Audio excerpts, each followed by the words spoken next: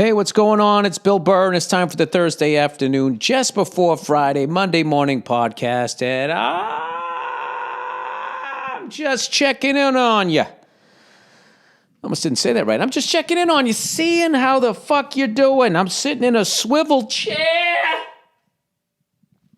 I'm doing this podcast before I fly out to St. Louis. Oh, meet me in St. Louis.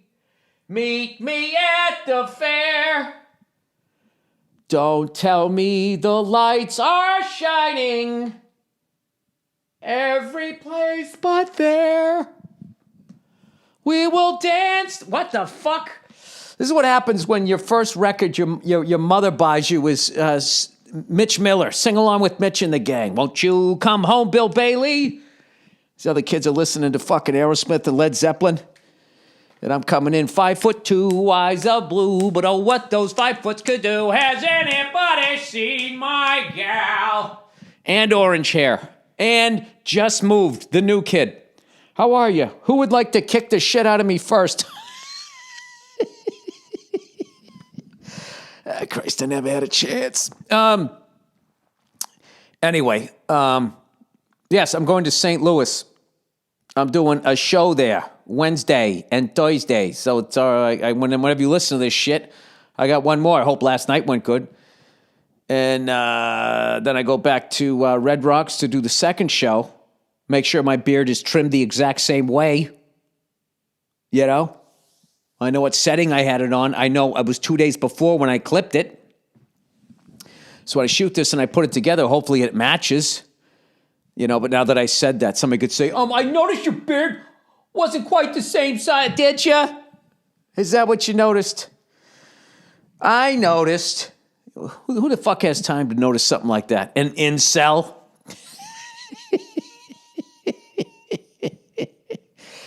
Ah, Jesus. You know, the internet is really just becoming just a bunch of towny bars. You know, any place you go into, everybody looks at you and you got to think the way they do or they chase you out of the fucking bar. It's fucking mobs, just little mobs of people. Why can't everybody be perfect like me? You know, I know to look at me, you don't see perfection. You know, but maybe that's part of my disguise. If you watch like the Nature Channel, like, you know, some of the species that have lived the longest is because they know how to survive by blending in. So, you know, I'm just playing a role. I actually have a full head of jet black hair. You know, I'm part of the Illuminati. I just wear this a bald cap. Anyway, I'm excited to be here in St. Louis, even though I'm not here yet, but I might as well say that because you're listening. I will be here. I will be there. I'll be there, don't you know, babe? Remember that guy who sang on fucking Mariah Carey? She did a cover of that, and then she let that guy do the solo. And he was like, whoa, all fucking way up there, back when singing fucking way up there was what everybody was trying to do. I pointed at the ceiling both times when I said that. Way up there, in case you guys don't know what that means. He was supposed to blow up. He must have done something. That guy crushed it. MTV Unplugged. Oh, man, those were the days. We didn't realize it wasn't quite the end of the day, but it was rapidly changing. And then they had TRL Live. That was sort of the last thing that ever happened. And I don't know what happened. But, you know, for the reality shit that they had, you know, The Real World was good. You know, Teen Mom. According to Nate Bargatze, was fucking tremendous. I never even really watched Teen Mom, but if it fucking Nate's bit on it was worth that show being aired. If you've never seen it, look it up. I'm sure it's out there. I'm sure it's out there in the, what do they call it? The elliptices. I don't know, the zeitgeist.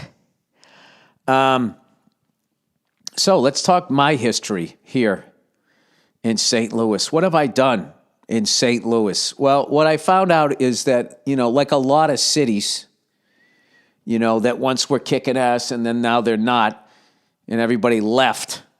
There's these cities. You got the Rust Belt cities, and then you got the white flight cities. Like right in the late 60s, early 70s, you had race riots, and then you had all these all this industry leaving the United States simply because, they didn't want to deal with the unions anymore. I mean, that's what people in my bars told me. I'm not going to look it up. I'm not going to have a guest on this podcast that's an expert. I'm not doing that. That's basically what happened, right? I don't know.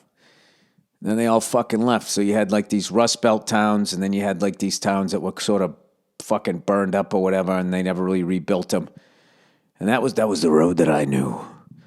When you went out in the Midwest, you started out down near Baltimore, and then you kind of worked your way out there to fucking St. Louis. You just went through these fucking cities like, Jesus Christ, what the fuck happened? Now they look great, like Pittsburgh. I mean, it looks amazing. Didn't look amazing when I first got there. I'm sure Buffalo's coming back. Buffalo did not look good when I first came there. That was in the 2000s. 2000, you're like, oh, Jesus. This whole town looks hungover, right? Forget about Cleveland. I used to have to get escorted after the show back to the fucking hotel. And if you played it in the wintertime when the sun was already down, you got escorted to and from. And St. Louis was one of those places. There was a lot of these towns. Cincinnati, you were there. Downtown was happening. And then right at 5 o'clock, right after 5 o'clock, like you could not get anything to eat. Every fucking restaurant, every little fucking thing closed up. Everybody got in their fucking cars and just left. And then all of a sudden, you're like in the middle of a zombie movie. During the day, you'd see people walking around doing the thing, but then they just where'd everybody go? And St. Louis was one of these cities where I remember I used to play the Funny Bone. And was it Westport? Is that what it was? The Westport Funny Bone? I played that, every year or so. They'd bring me back, and I would go to games. I had a blast playing that place. The first game I went to was at Busch Stadium. The St. Louis Cardinals. They might have played the Pirates. I don't remember, a long time ago. And I came back another time, and I went to the new one, which I don't know what it was. The BudLight.com stadium, whatever the fuck they called it. They stopped, I guess it would still be cool because it was named after a beer. Whatever, that was a bad example. Jobbing.com arena. They still got that one in fucking Arizona. Anyway, so I went to that one. I got to see Mark McGuire, who had a buddy of mine back in Boston. Buddy of mine, Gary. I've known him for fucking almost 40 years. He put the steroid era of baseball into perspective like nobody else. He said steroids saved baseball. And I think he's right. I think after that strike in 1994, they had one little bit of momentum, and that was Cal Ripken Jr. breaking the record. And then other than that, nobody gave a fuck. Well, I guess the Yankees getting good again. That was great. A Yankee dynasty. That's always good for baseball as far as like making people pay attention and all that. And then they can, because baseball's all about the past. And they could start fucking digging up Scooter McGee and all these fucking people, fucking footage of World War II and all this shit that they do. But yeah, it fucking saved baseball. It was unbelievable. Guys you never heard of. 50 home runs in the middle of August. It was fucking phenomenal. And I think like steroids, like weed, eventually will be legal. And who knows? Maybe Sammy Sosa and Mark McGuire, they are looked at as pioneers. Well, I guess it'd be more like Lyle Alzado. You have to go further back. Some of those teams from the 70s, right? I don't know. I don't have a problem with fucking steroids. I don't. Especially like, they're out there, they're beating the fuck out of their bodies. You see how some of these guys walk after they're playing football? It's like, why can't you just make them bionic during the season? Why can't you do that? What is the pro? It isn't fair. It's like, well, life isn't fair. Sports is a metaphor. You see all these different races of people. They all come together and they work together as a team. And it makes you feel good. But then secretly you find out they're doing a bunch of underhanded shit. Which goes into the whole, there really is no Santa Claus. I choose to think that Santa Claus is the spirit. It's the Christmas spirit. And if you accept it and you bring it in, then that's what it is. I actually agree with that. Once you have kids, you got to go all the fuck out. All the fuck out, all the way out. There was no reason to curse in that. I think I just panicked in the middle of that phrase. I threw you got to go all the fuck. When it comes to kids, you got to go all the fuck out. That's what I just said. That would be the end of my presidential campaign. What the senator was trying to say was, you got to go all out. That's what he's trying to say. Why do you think he used the F word? And right after he said children, was there something going on there? We vehemently deny that. I'm not even going to answer that. You just did. Paul, I shouldn't have. Okay? And I think that this is coming from the right and the left. Yeah, I went to a St. Louis Blues game. I went to a fucking St. Louis Rams game. And, I don't know. You'd think with all that beer money, they could have built a better stadium. That stadium was that was a strange stadium. Who the fuck was the quarterback? It's the one Verzi always gave me shit about. I believed in the guy. I was like, he just hasn't played on a good team yet. He ended up going to the Vikings. What the fuck was his name? Anyways, it was the Rams versus, who the fuck did they play? I don't remember. But anyways, used to go to blues bars out there. They got a lot of live music. I took a fucking tour up into that goddamn arch. A lot of people don't know you can actually go up into the arch. It's one of the scariest tourist attractions I've ever been to. You get into basically what looks like the egg from Mork and Mindy. And it's sort of like, I don't know what the linkage is to get you up there because, it is an arch you're going up to. I just know you keep going up a level and then you stop and then the thing just sort of swings. Like, when you're on a Ferris wheel and some douche in it wants to start swinging it right as you're at the top because they want to scare the fuck out of you because their dad was sadistic and you're kind of like, hey, man, like I thought this was going to be a chill-out ride. It does that the whole way up. And then you get up to the top of it and it is designed to sway a little bit. Like some of these buildings, like you can feel them moving, and it's really fucking unsettling. Especially if you go to look out the windows, you're laying in a prone position, and that thing is moving back and forth. And a little fun fact: some skydiver, I don't know what he was thinking, tried to land on top of the thing. So he came in, he landed, he slipped and fell, and then slid down the side of it. And his chute couldn't open, because it started to collapse. And then he died. I got to confirm that. I know that happened. Hang on a second. Skydiver, St. Louis Arch, dead.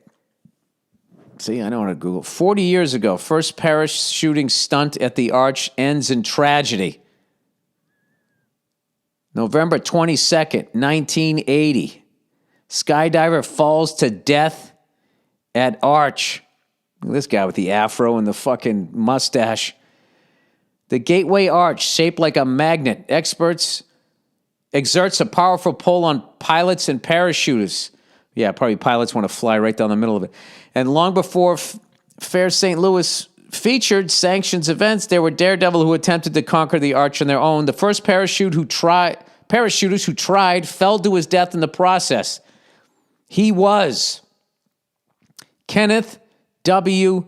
Swires, 33, of Overland, who parachuted from an airplane on the morning of November 22nd. 1980, and touched the top of the arch. But before he could jump with a second parachute, he slid down the north leg of the arch and struck the pavement. See, they wrote shit a lot more blunt, even in 1980. He was dead before anyone could rush to his side. Friends said Swires had intended to land on the arch, but hadn't intended to land on the arch, but merely meant to sail between its legs, as many a pilot had done before him. Maybe he called an audible. He went Peyton Manning there. 4 months before workers completed the arch, the Federal Aviation Administration issued a stern warning to would-be stunt pilots, don't even think about it. But they thought about it, and they did it. The stunts began on June 22nd, 1966, when a twin-engine aircraft zipped beneath startled tourists. Oh, my God, at the top of the arch. See, back in the day, I think you could get away with that because you could fly below radar at that point and just sort of dip back up. And I don't know how that fucking works, but there's no way you could do that today. There would be a million cell phones, somebody would get you. It took more than 50 years to reveal the name of that pilot. In 2016, Donna Doris from Madison, Illinois, told the Post-Dispatch that her father, Earl Bolin, was the pilot. She said the family has held on to the story as a secret for 5 decades. Other flights were reported. Jesus Christ, maniacs. December 12th, 1969. 5 days later, December 17th. April 16th, 1971. October 8th, 71. 1, 2, and then nobody until 77. Then in 81, another one in 81. Some insist they have photos of another plane making it through in late April 71, but the photos are fuzzy and the event is graded as unconfirmed. After the third flight, officials put up a $500 reward, but nobody ever claimed it. In fact, the FAA has never been able to nail an airplane pilot. But somebody got the number of a helicopter, of course, because we're slow as shit, that went through the legs on April 6, 1984. The FAA tracked down the pilot. His name, like his fate, has been lost in the mist of time. Oh, Jesus. So there you go. I'm in St. Louis, everybody. Everybody comes here for the blues music and the barbecue, but who knows? You know, you can fly through their tourist attractions. Nobody seems to figure it out. Okay, it's Babel, everybody. You know, when you're traveling to a destination where you don't know the language, it can be challenging to accomplish even the simplest of tasks. Yeah, you're trying to score some fucking coke in Thailand, you want to know how to say it. Thankfully, there's Babel, the #1 selling language learning app. Through Babel's bite-sized lessons, you'll learn new skills that you can actually use in the real world. I said, get off me! You can say that in Chinese. From greetings, menus, and directions to gaining a deeper understanding of the culture, Babel is a travel essential. Babel's 15-minute lessons will make the perfect way to learn a new language on the go. I didn't do anything. She came at me in French. Other language... Just assuming you're the ugly American and you're going to get involved in some issues. Other language learning apps use AI for lesson plans, but Babel's lessons were created by over 100 language experts. Their teaching method has been scientifically proven to be effective. With Babel, you can choose from 14 different languages, including Spanish, French, Italian, and German. Plus, Babel's speech recognition technology helps you to improve your pronunciation and accent. There's so many ways to learn with Babel. In addition to lessons, you can access podcasts, games, video stories, and even live classes. I want to do this. Start your new language learning journey today with Babel. Bonjour tout le monde. Right now, when you purchase a 3-month Babel subscription, you'll get an additional 3 months for free. That's 6 months for the price of 3. Just go to Babbel.com and use the promo code Burr. That's Babel, Babbel.com. Code Burr, B-U-R-R, Babel. Language for life. Language for life. All right. Now look who it is. Old ZipRecruiter.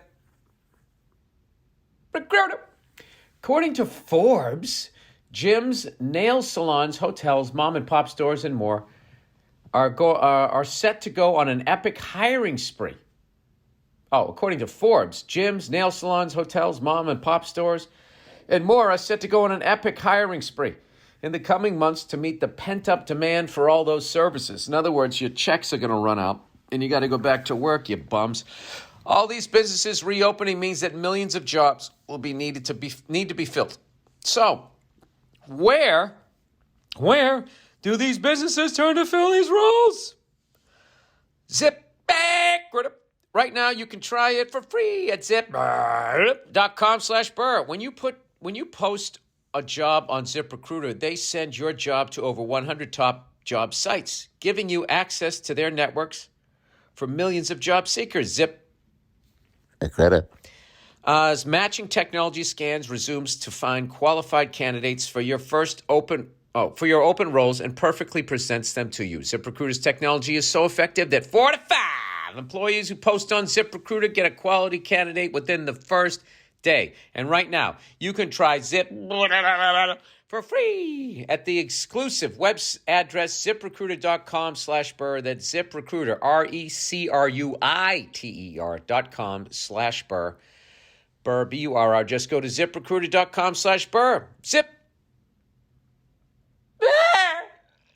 The smartest way to hire. Anyway, drinking a root beer here. This is all I got, people. It's my big vice. This and fucking 15 cigars a month. It's not 15, but it's getting up there. What do you want from me, huh, people? That old man sliding down the other side of the arch. What do you want? I'm back at the gym. Okay, and I've been throwing the weights around. All right? I did my lat pull downs today. I'm up to 40 pounds, sets of 10, which is huge. It's huge for me with my fucked up goddamn rotator cuff, you know? I used to complain at like fucking 10 pounds. So now, if I can just do that, what I do is I get it up where I can do like sets of 15. And it's 1, 2 down, and then 1, 2, 3, 4 up. You know what I mean? So you get the negative shit too, right? Whatever you call that part of it. The shoulders down and back or whatever. So I'm not pinching anything. Everything, the form is good. The back is straight. My head is forward, looking to the future. All right? You got to watch out on that one because if some chick walks by in a little superhero outfit and you want to check out her ass, you know, in that motion, if you turn, you can fucking mess up your neck.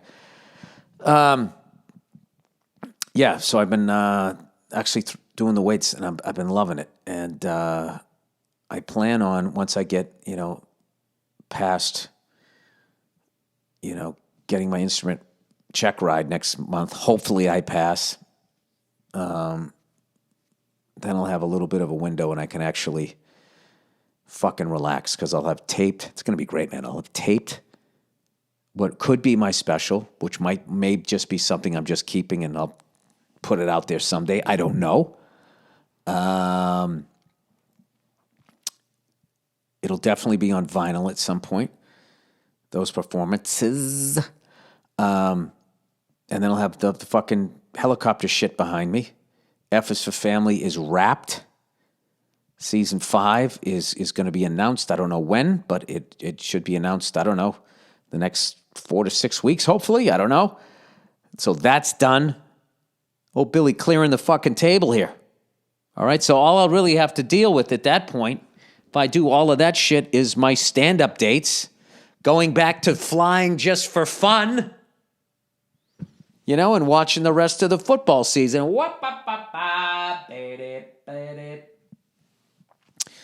Yeah, so after I'm here in St. Louis, I'm going to go, I go back to Boulder, Colorado. One of the greatest hotels I ever stayed at, this is all like Bill reminiscing about the road in these cities. I went to, I don't even know where the fuck I was at. Maybe somebody from Colorado can help me out here. Let me get a map here. Colorado, bump, bump, bump, bump, bump. Colorado map. I want to thank that person that taught me how to Google search maps, Colorado. Here we go. Okay, so I did a gig in like Colorado Springs, I believe. I believe I did this gig. Is that R. Kelly, Bill? Open the door. Colorado Springs, yes. I believe it was Colorado Springs, and I stayed just west of the city in like this valley, just into the mountains, and it looked like a big old house.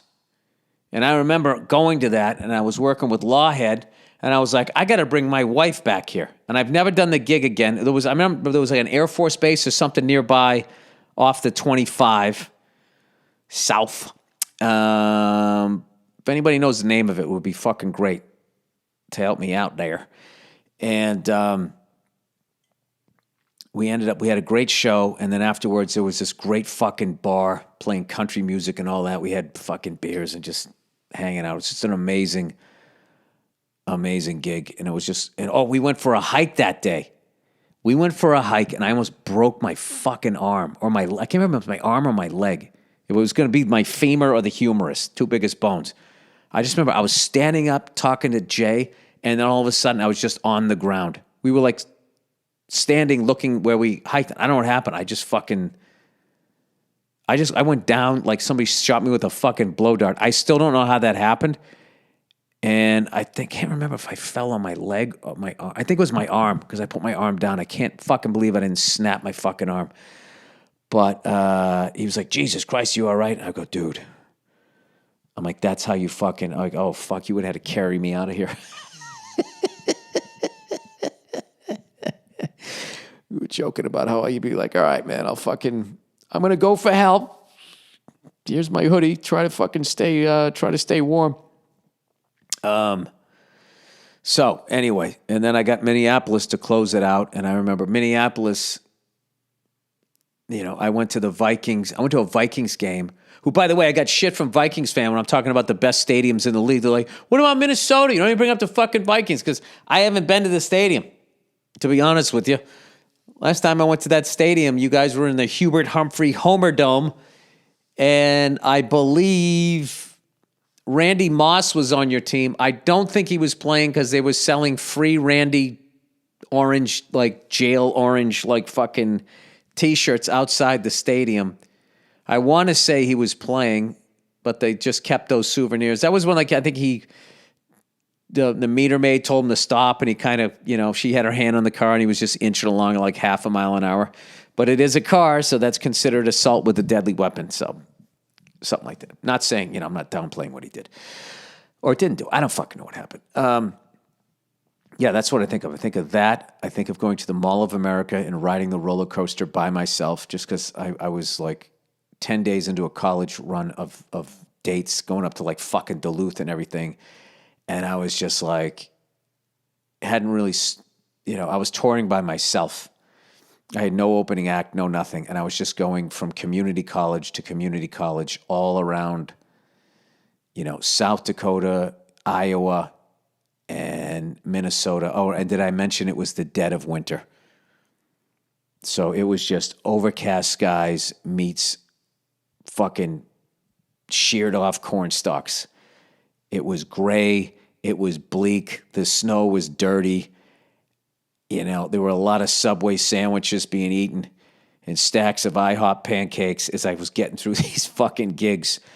And I remember, how did I end up at the Mall of America?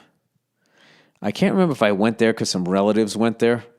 I think they drove all the way up from Nebraska just to fucking see it.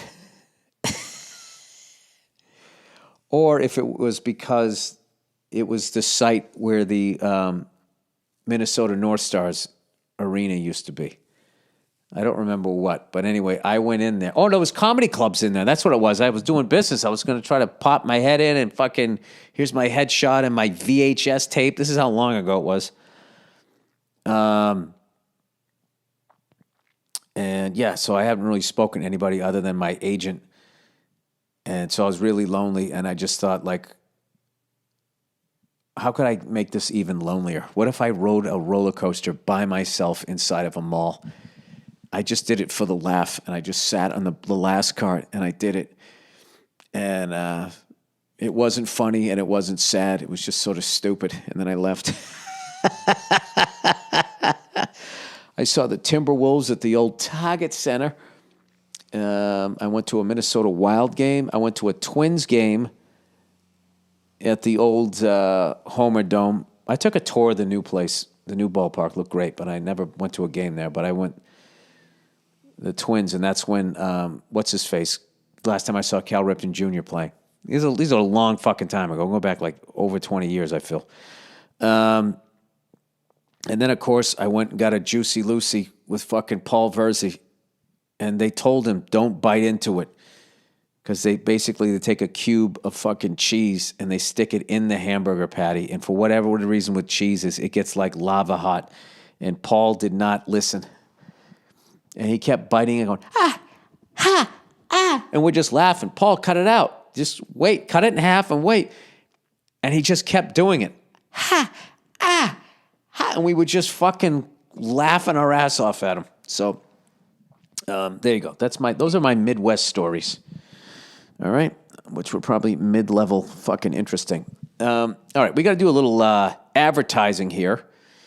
And after the podcast, before the podcast ends. I know what I got to do. I play, speaking of Verzi, we play the Monday night football. We play the BetMGM, our NFL picks of the week. I got my ass kicked again this week. Jesus Christ. The fuck is my seasonal record? I don't know. You'll know what it is because you'll hear me fucking bitching about it. So enjoy that. Here it is right here.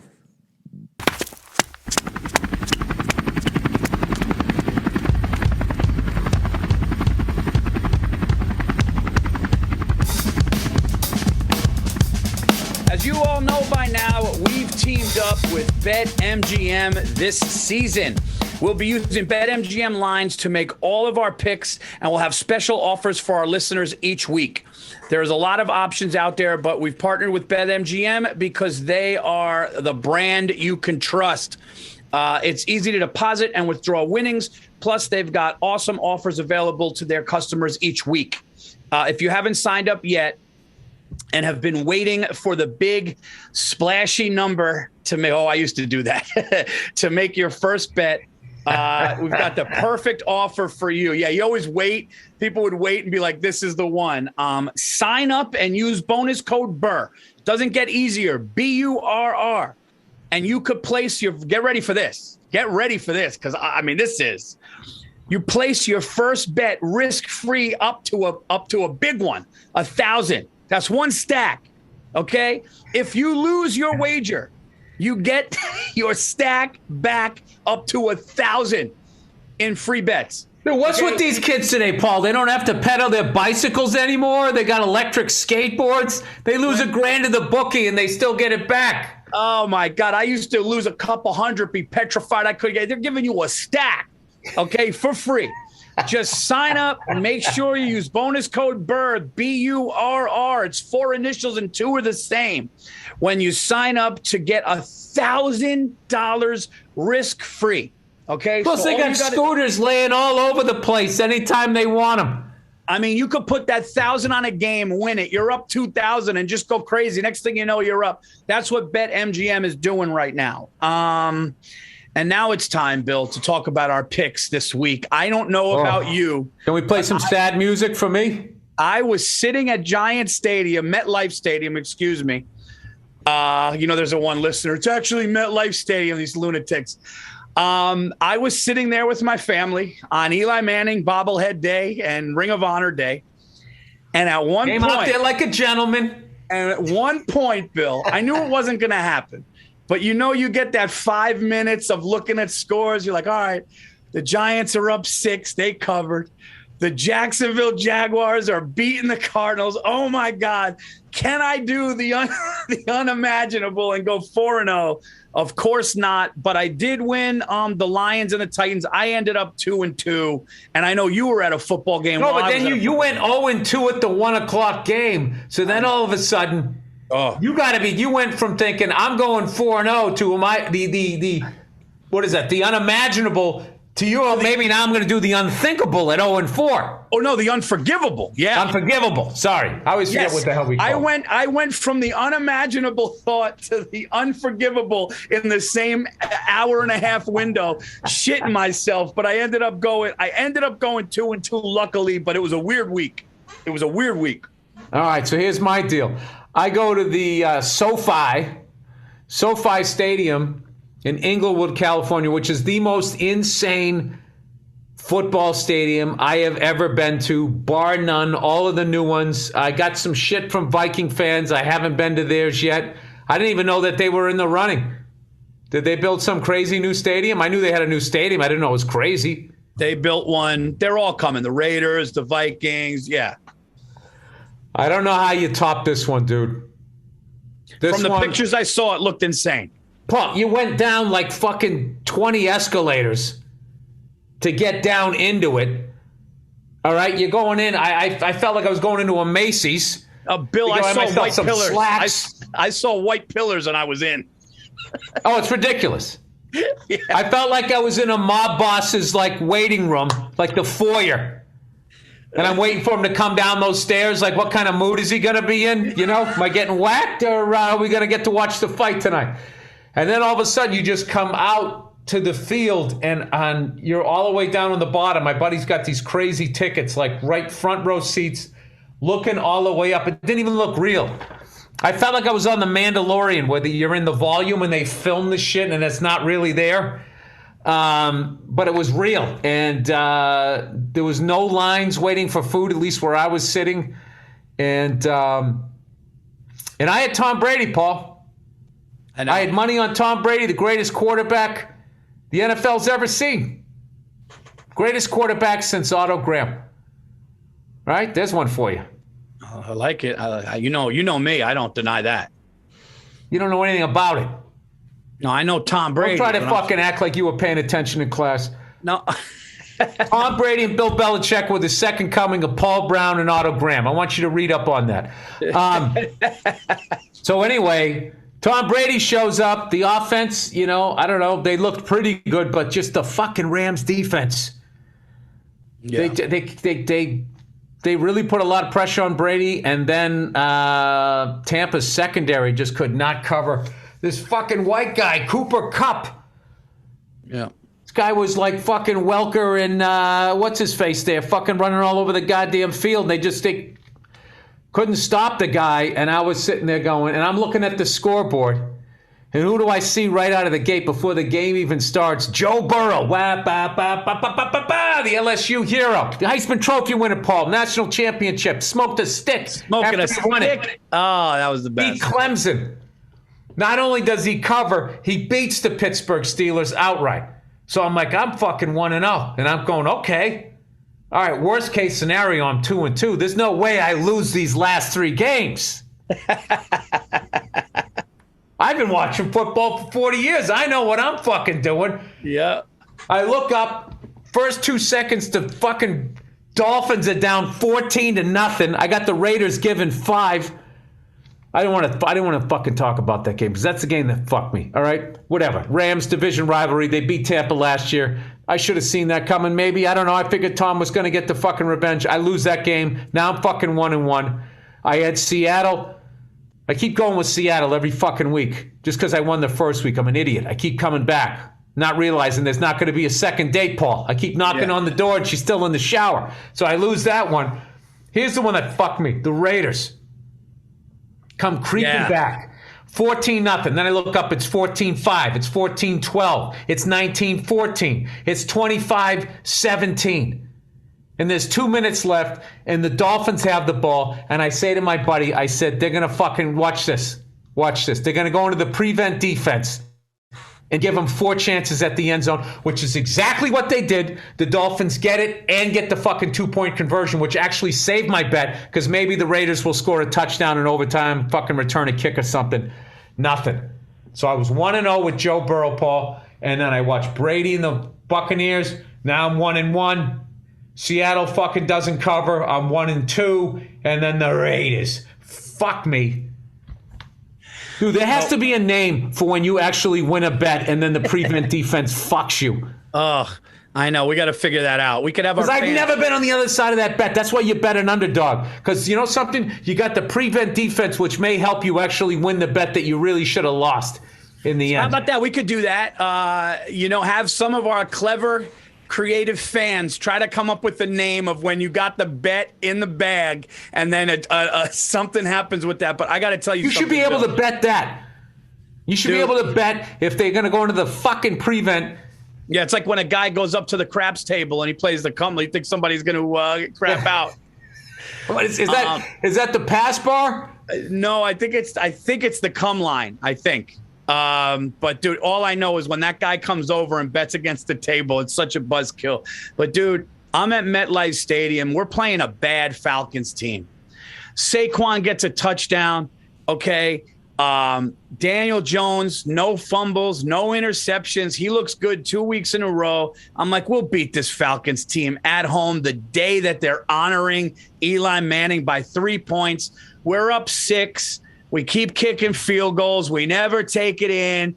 And then sure enough, penalty, 2 drop interceptions. It was just, and then I'm at a game. This is the second time this happened to me. I'm at a game with 4 seconds left, and the opposing team kicks a field goal, 0's on the clock, and we just walk out with our heads down.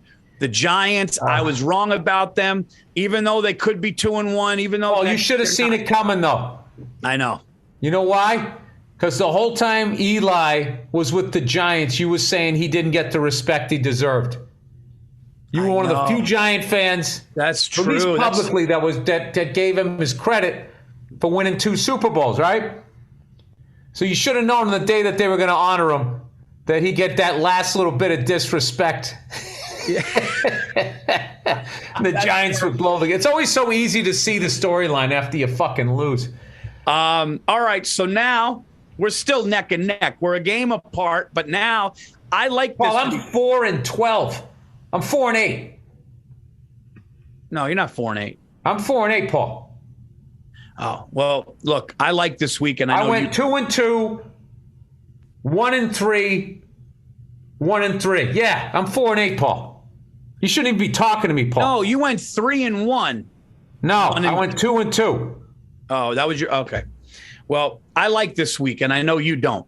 Oh, I like this week. I saw these. I can't see it. It's like I'm shooting pool. I can't see the angles anymore. All right, so you get first pick this week, Bill. I'm shooting blind here, Paul. You get first pick this week. Andrew, the spreads, you sent them right to the phone or to the All right. I'm going to go with. All right, should I go with my shocker? I'll save my shocker to the end, Paul. Yes.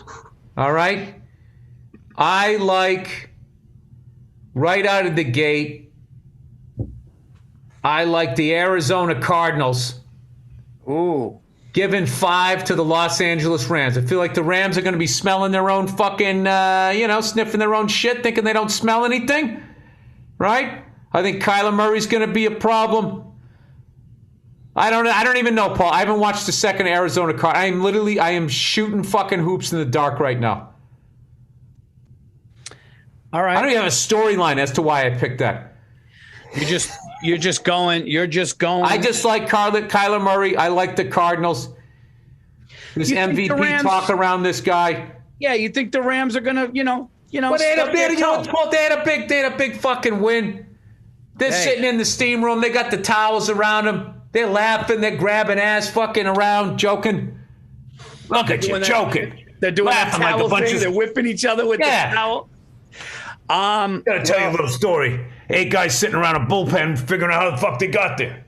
All right. I'm saying they have the letdown. All right. So I'm doing it again. I can't believe I'm doing this. You better not take my bet. No. I can't believe I'm doing this, but I have to do it.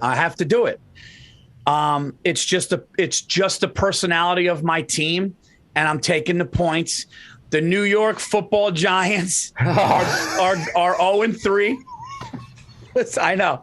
The New York Football Giants. Dude, you like De Niro in Casino. Let her go, man. Hold on. They gave me a win this year. The New York Football Giants are 0-3. 2 heartbreakers. They're getting 8 points at the Saints, and I don't fully trust Jameis Winston yet. I think Jameis Winston, we don't know who he is, but that Scooby-Doo cast is going to pull a mask off of him, and it's going to be somebody else. The Saints are like a psycho girlfriend. Who the fuck are they? They fucking destroy the goddamn Packers. They don't even show up against the Panthers. And then they beat the Patriots. I mean, that's nothing too crazy to be done. But it's just like, I don't know what they are. I love the Giants on the road, backs against their wall, getting 8. I'm taking my team 8 points to start the game. That's my first pick. Oh. All right, I'm going to make a Verzi pick here because I'm afraid you're going to take this game. I don't know why, Paul. Because they keep scoring crazy fucking points, but I don't give a fuck. Because why not? I know what he's Why doing. not take the Buffalo Bills and just be laying 17 to start the game? The hapless Houston Texans. Why not sit there, Paul, with my palms fucking sweating? I like excitement, Paul. You know, I'm going to fucking give the Houston Texans 17 goddamn points at home against the Buffalo Bills. I believe in Josh Allen. I believe the son is going to fucking... What are you saying? They're in Buffalo. That's what I'm saying. They're in Buffalo. Okay. That's not what I said? Yeah, So they're in Buffalo. So you're taking the Bills to cover 17. Oh, that's a Verzi pick if I ever seen one. Oh, yeah. Paul, I'm all over the road here. All right. I don't even know what I'm doing anymore. Oh, do I take the Cowboys? I don't know. You know what I'm going to do? I'm going to do this one. I thought you loved this week, Paul. I thought you were seeing clearly. You sound like me. I like the my second pick will be the San Francisco 49ers, 3-point favorites at home after a heartbreaking, gut-wrenching loss to the last second to the Packers. Okay.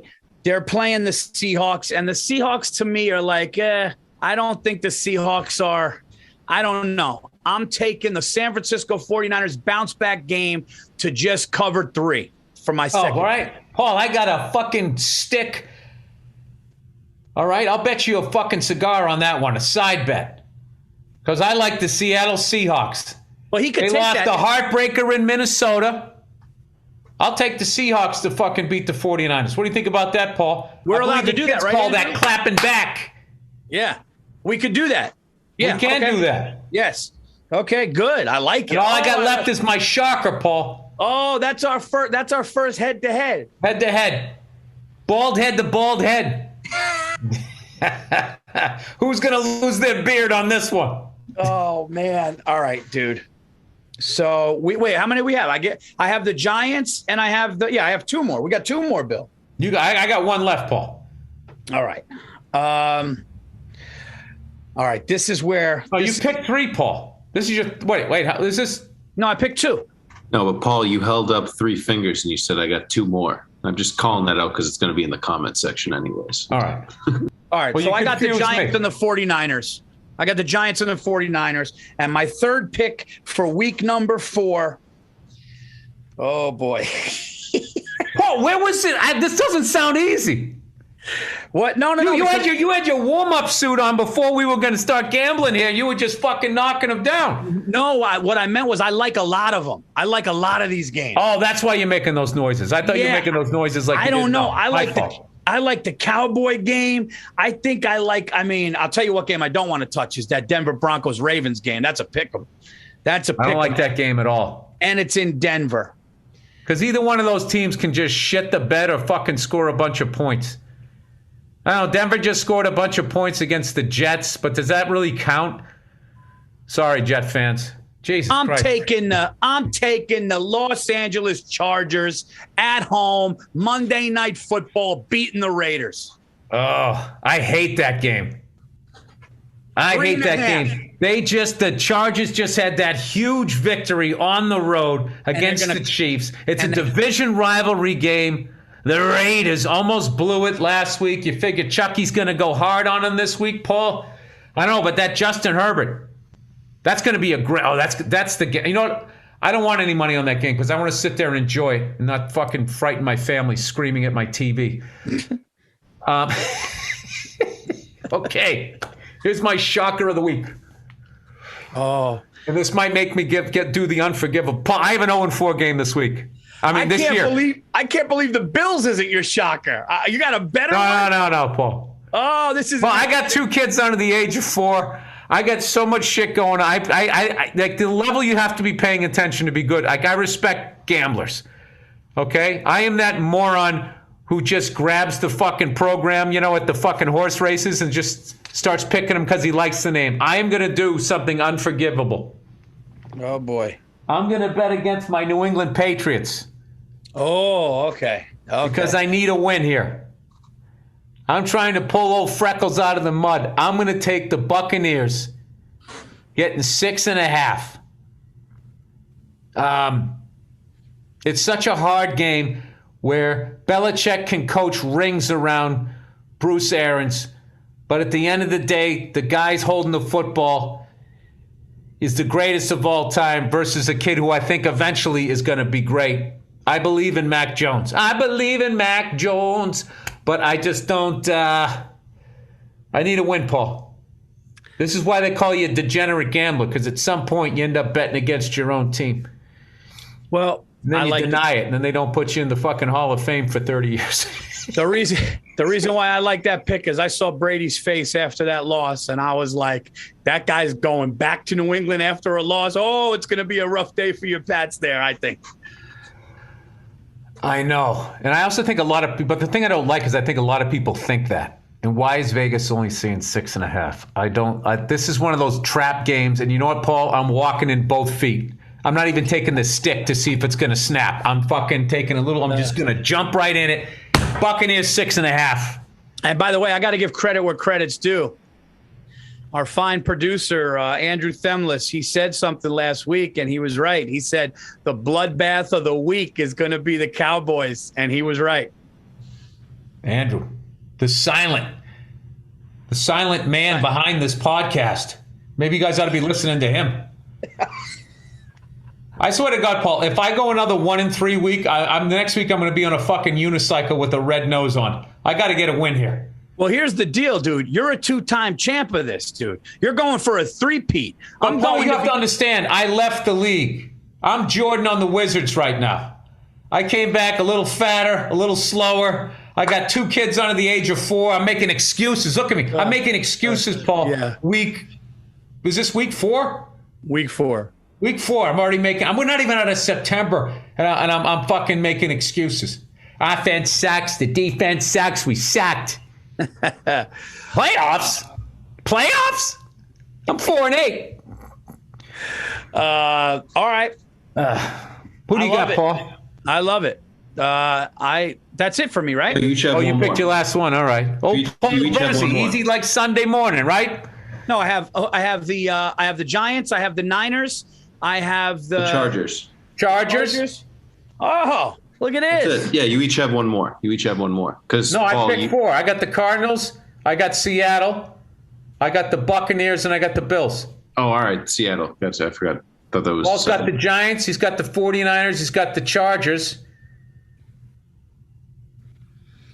And what do you think about that Lions-Bears game? That's another tough one. I hate doing this, but I'm taking the Cowboys over the Panthers. I don't think the Panthers are for real either.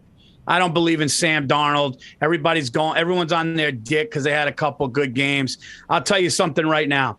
Dak Prescott is my favorite Cowboy quarterback, and I can't even believe I'm saying that, but that guy is for real. He's a good dude. He says all the right things. He's a team player. He went through a bunch of shit. He came back. They didn't give him that contract. Okay, he lost his brother, rest his soul, all these things, and he comes back with a smile, shitting on him, throwing up 400-yard games. I like Dak Prescott at home. The Cowboys are flying, as much as I hate to say that, to beat the Panthers. Paul, we're going head-to-head. I got Sneaky Pete. He's going to sneak into the fucking 49ers stadium. I like that head-to-head. Get a victory. I like that head-to-head. That's going to be a good one.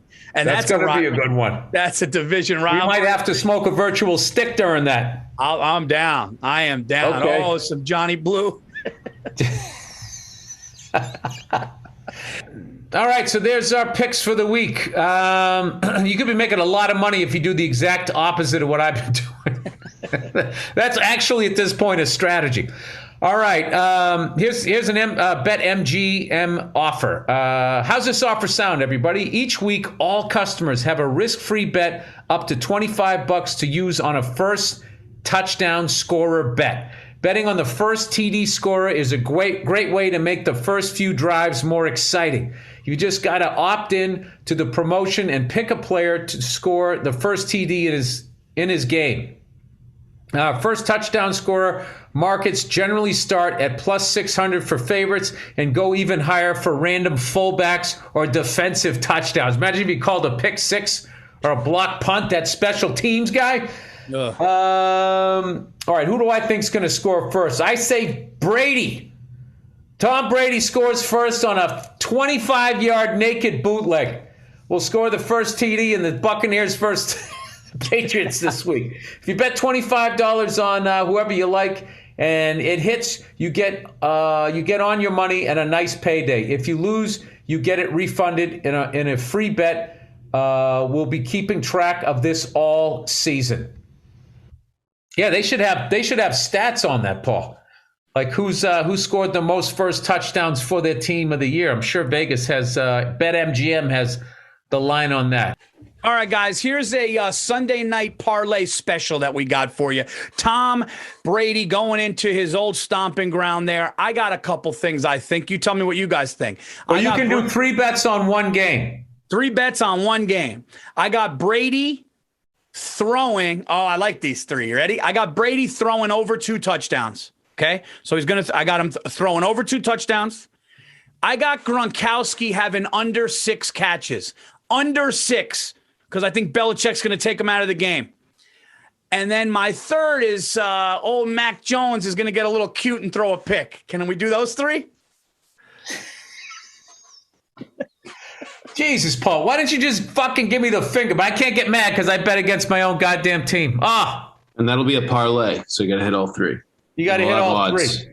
Can I put my 1,000 on that? Hey, I'll put 1,000 on that, okay? So now, Bill has to agree with those bets, or he could do his own? No, it's just collectively. I can do my own. No, it's a show. There'll be one up there for the two of yous. All right, so Bill, if you don't like one of those things I said, we could switch it.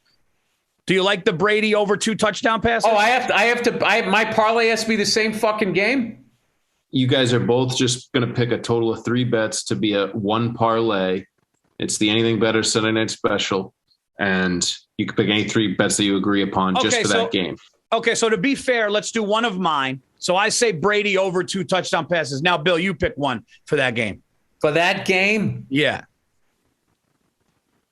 I say Mac Jones throws a score. Okay. Is that something I can do? Okay, so Mac Jones throws a touchdown. I got Brady throwing over 2. And then what do you want to do for the third one, Bill? Do you like I like your Gronk under 6 catches. Gronk under 6 catches. He took a nice shot last week. His ribs are hurt. Yep, Belichick knows that. Belichick will probably take him out of the game. So there you go. Mac Jones throws a touchdown. No. He wouldn't take him out of the game. The other guy there, the guy with the Kango. No, I mean Belichick will take Gronk out of the game. Oh, with defense? Yeah. Dude, you can't take Gronk out of the game. I fucking hate this game. This is like fucking betting against your own family.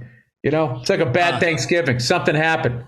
This is it here. Don't forget, if you haven't signed up for BetMGM yet, use bonus code BURR, B-U-R-R, and you'll be able to place your first bet risk-free up to $1,000 for week 4.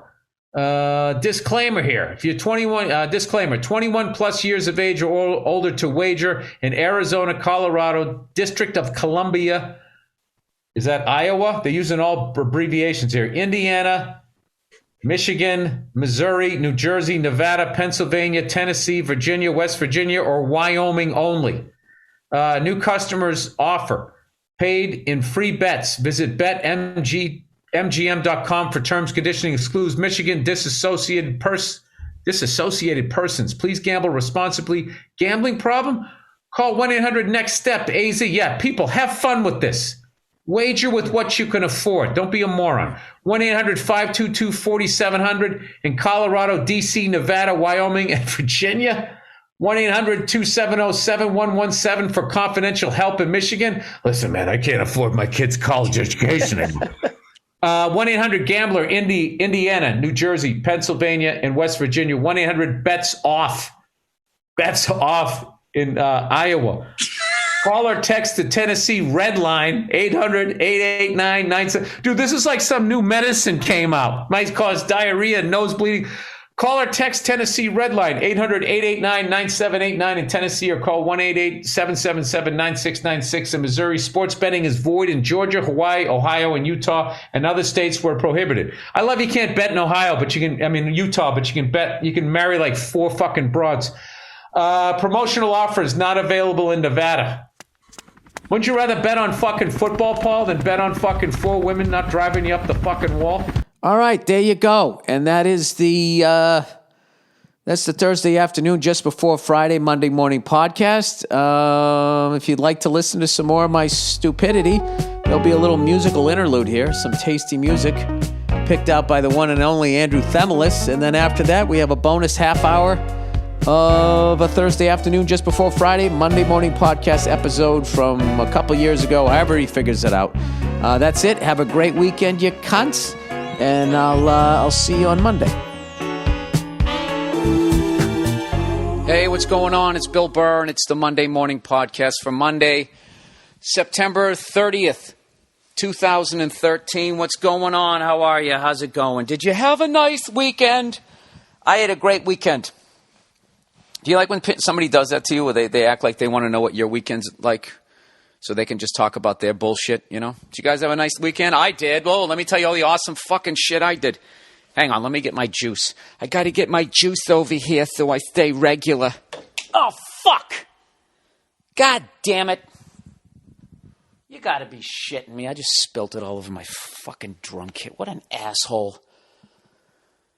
Ah, Jesus Christ. Well, you know what? I had a great weekend. Fucking week's not starting off. By the time this podcast is over, it's gonna be all sticky! Really? Did it really have to fucking land there? Juice gods, I just dumped it over again, trying to set it down on a fucking rug. Fuck! Alright, hang on. I gotta hit pause here. Son of a fucking... Alright, I'm back. Jesus Christ. Not once, but twice. You know, what an asshole. Isn't it the fucking worst just owning shit? Remember back when you didn't own anything? If you're young right now, you don't own something, you fucking spill something, you don't give a shit. Yeah, I'll get it later. I said I'll get it later. Now I gotta be all concerned. It's fucking hilarious to see this stuff I'm drinking. Spill it on the rug, it looks like the goddamn Exorcist. There's like nothing left. Christ, this was gonna be my breakfast! Yeah, I was in Chicago this weekend, right? So I ate like a pig, because that's what you do there. You eat like a fucking pig and you grow a mustache, even though nobody has a mustache out there that I saw. And they weren't really fat either. But I got to work at the beautiful Chicago theater, did 2 shows out there, and I'm not going to lie to you, it was a little overwhelming. That was... I got to tell you, it's like Royal Albert Hall is something that I would try and compare it to. I took a tour of that one time when I was out there in London. For you Led Zeppelin fans of Led Zeppelin, if you watch that fucking video, which to me is a new one, but it already came out 10 years ago, that has all their concert footage, that one from 1970. That's where that is filmed, Royal Albert Hall. And as far as the States go, the closest thing that we have to that would be the Chicago Theater, and I got to perform in it, and it was pretty awesome. And that's the end of that story. I'm still fucking pissed about this. It was a great time, so I want to thank everybody for coming out there. And you know what sucks is I was so fucking overwhelmed, I forgot I was going to sing when I came out there. You know, I was going to come out and be like, now this can only happen to a guy like me, boo, boo, boo, and only happen in a town like this. So let me say to each of you, I could have done that. I could have had a great fucking time, and I forgot because I was too busy going like, hey, man, I got to make sure I do a good job here, man. This is like one of these big ones. So anyways, you probably ask yourself, hey, Bill, other than the usual effeminate aspects of your personality, why is it that you're drinking juice for breakfast? Why is it? I don't know why. Because I ate like shit this weekend, and then, I don't know, I ate something last week that my, I don't know, my body treated it like a terrorist cell. It was like, we need to get these fuckers out of this country immediately. And we don't care how many innocent people we have to take with it. All right? There's going to be some collateral damage here. Okay? Everything in this sector has to go. But we didn't. I said, get out of here. All right? For like 4 hours last week. And it was such an effective, like, my body basically committed genocide on my large intestine. There was nothing left. Okay, so like 3 days later, I don't want to get all graphic here. 3 days later, you know, they basically, other than, I'll try to say this as nicely as possible, other than watching a game, there was really, or if I was tired, there was no reason for red face here to have to sit down, if you know what I mean, for like 3 straight days. So now I think like, well, wait a minute. So what happened? So now have I gone the other way? And now am I in, you know, I went from fucking wide open to, you know, it's like adjusting a carburetor. It was too rich, and now I'm not getting nothing.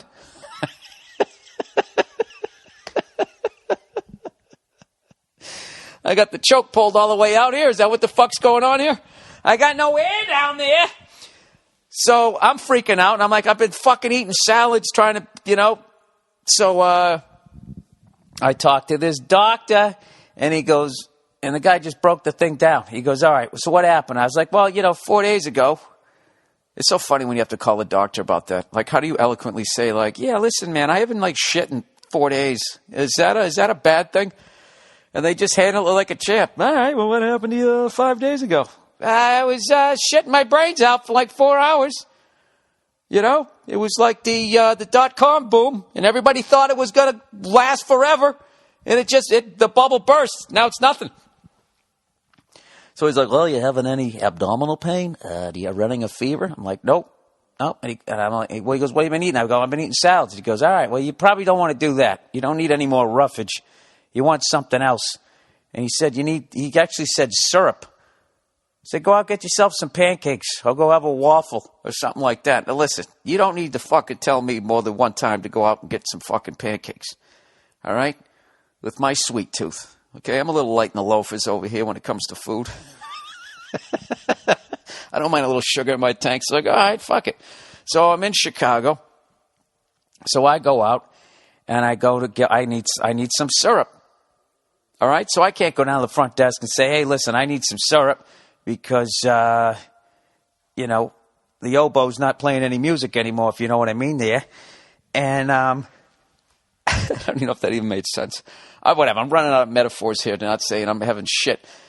So, I don't know. I just asked that cunt on my phone where the nearest diner is. He's like, I found 47 locations. And then just, you know, carpet bombs the screen.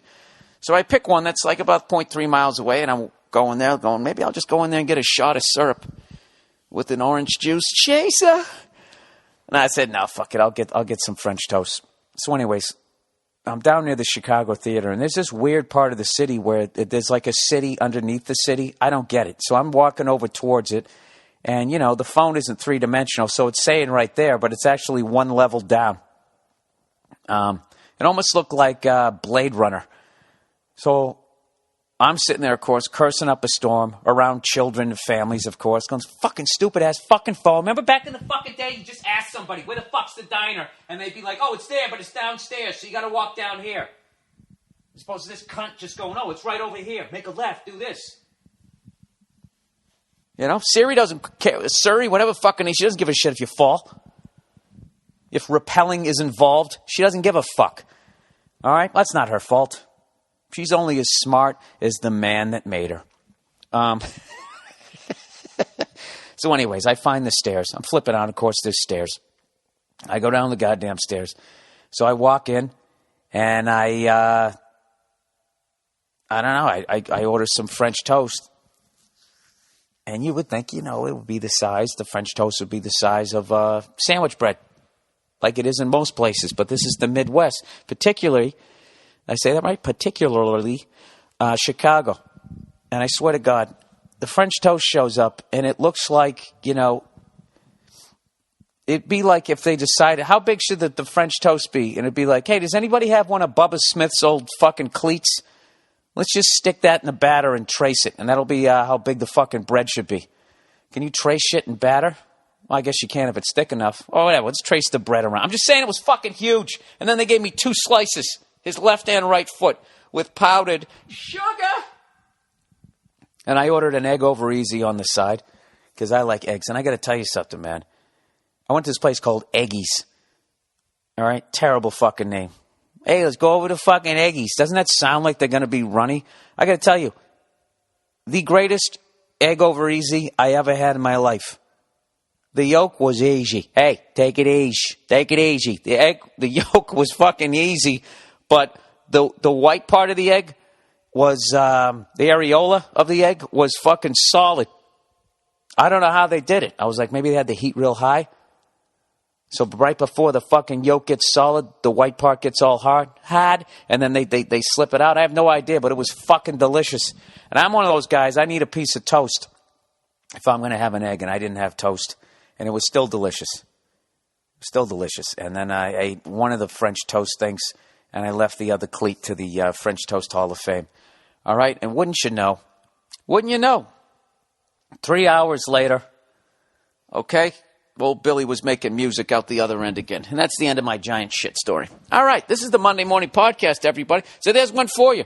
If you ever shit your fucking brains out, and and you're still eating well the next few days and you haven't gone, go get yourself a shot of syrup with an orange juice chaser. All right? And you're going to be right as rain. Okay? Now, granted, after 4 days, roadkill is coming out of your... This is disgusting. All right, let me get a shot of juice here. Oh, that's the good stuff. So anyways, what else do I want to talk about? Oh, last night. Hey, Breaking Bad is over. I don't want to be the 9 millionth person to talk about it, but Jesus Christ. Wasn't that a great ending? I loved it. I thought they stuck the landing. I'm not going to ruin it for everybody because everybody's, well, I'm only on season 2. It's been out for 6 years. Jesus. I don't know. You know what? I've never watched an episode of Lost. Have you seen Lost? No, I haven't. Every time I put it on, it's that guy with the giant head and the Palomalu haircut, and I can't figure out what the fuck's going on. And then the captain from Star Trek is being evil. That's all I know that goes on that show. So I have empathy, so I'm not going to say anything, but it was great.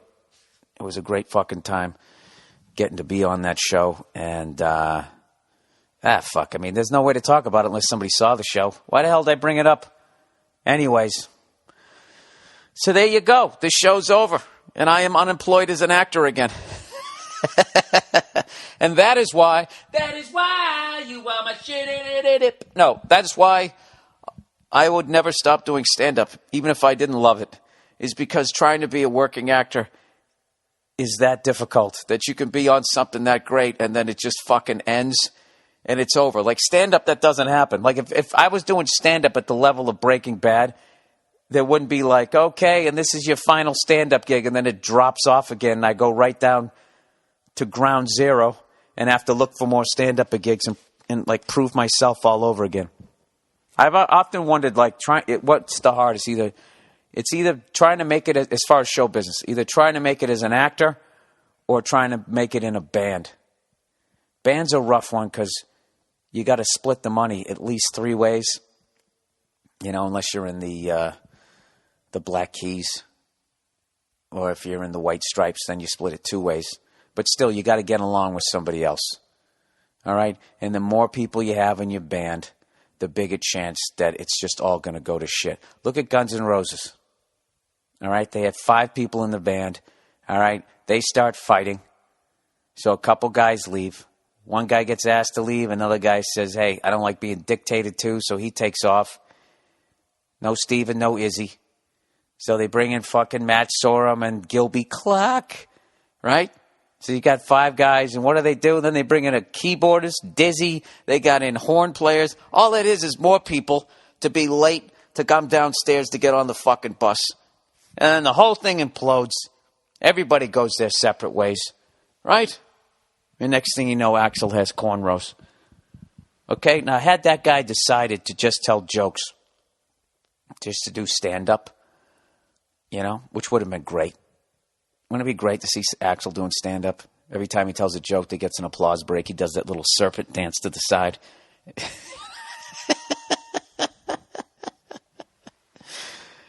I'm really trying to think of a joke that ends with sha-na-na-na-na, where he could fucking, I don't know.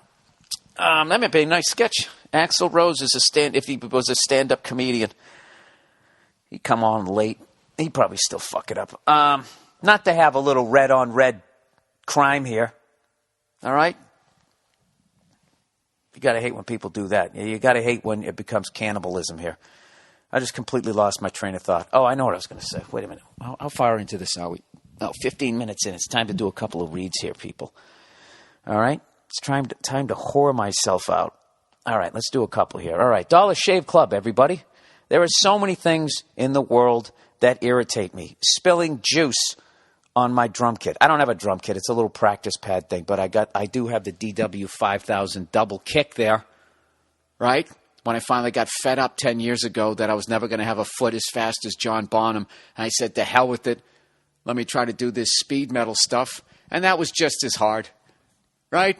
So now I got this double pedal, and it's just sitting there like, you remember those hair metal bands in the 80s?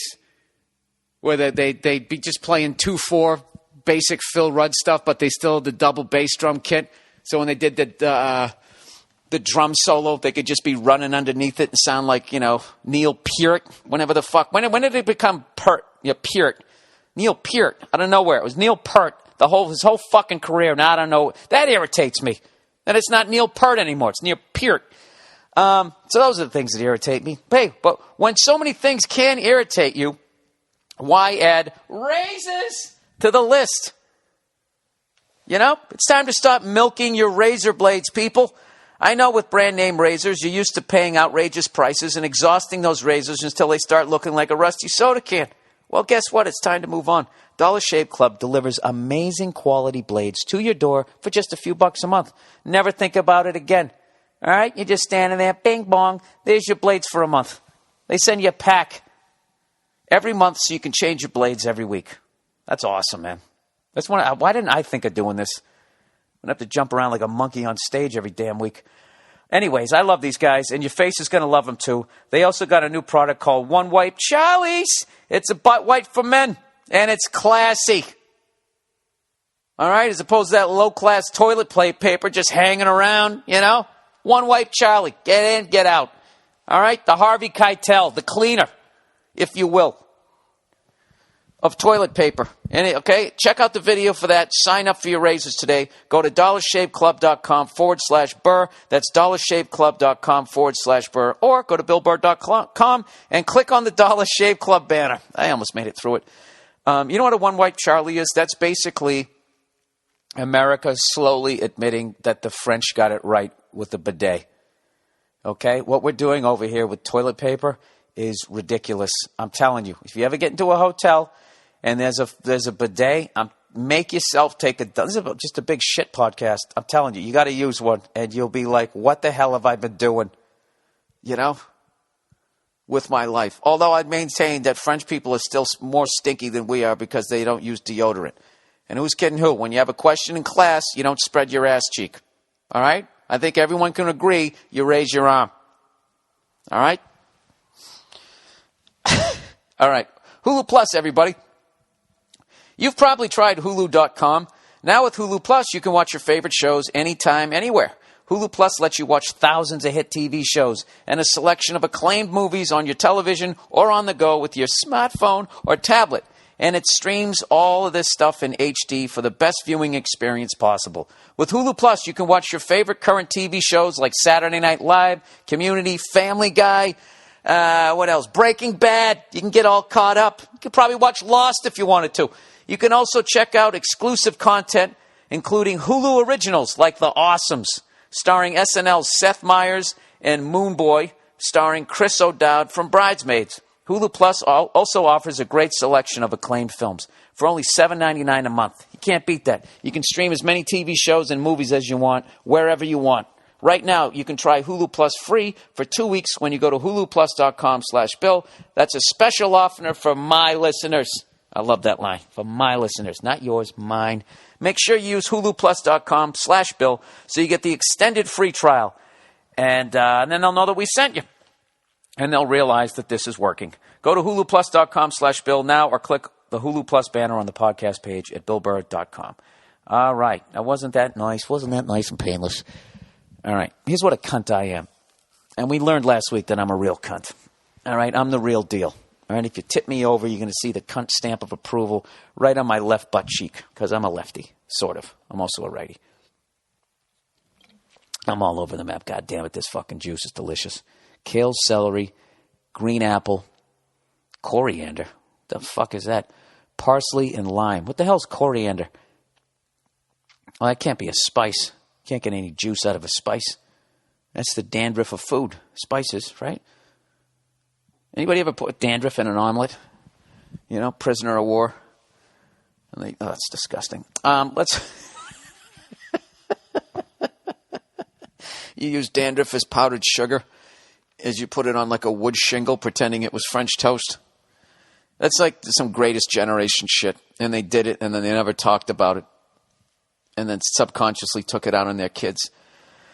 And then you got the baby boom generation. Bunch of fucking crybabies. Oh my God. Was there ever a bigger pussy generation than them? We don't want to go to war, man. I'm just making up shit, people. Don't take this seriously. Oh, you can. But I don't give a fuck. So I was talking about what a cunt I am. I'm driving down to get my juice today. My medicine. And, someone was texting me and all this type of shit. And I'm trying not to text while I drive, but I do. I text them back. Let them, I can't do your podcast today. I'll do it next week. Doing Kevin Farley's podcast next week. Yet another person on the All Things Comedy Network. So, by the way, I'll be on that next week. So anyways, I'm driving over to the juice bar.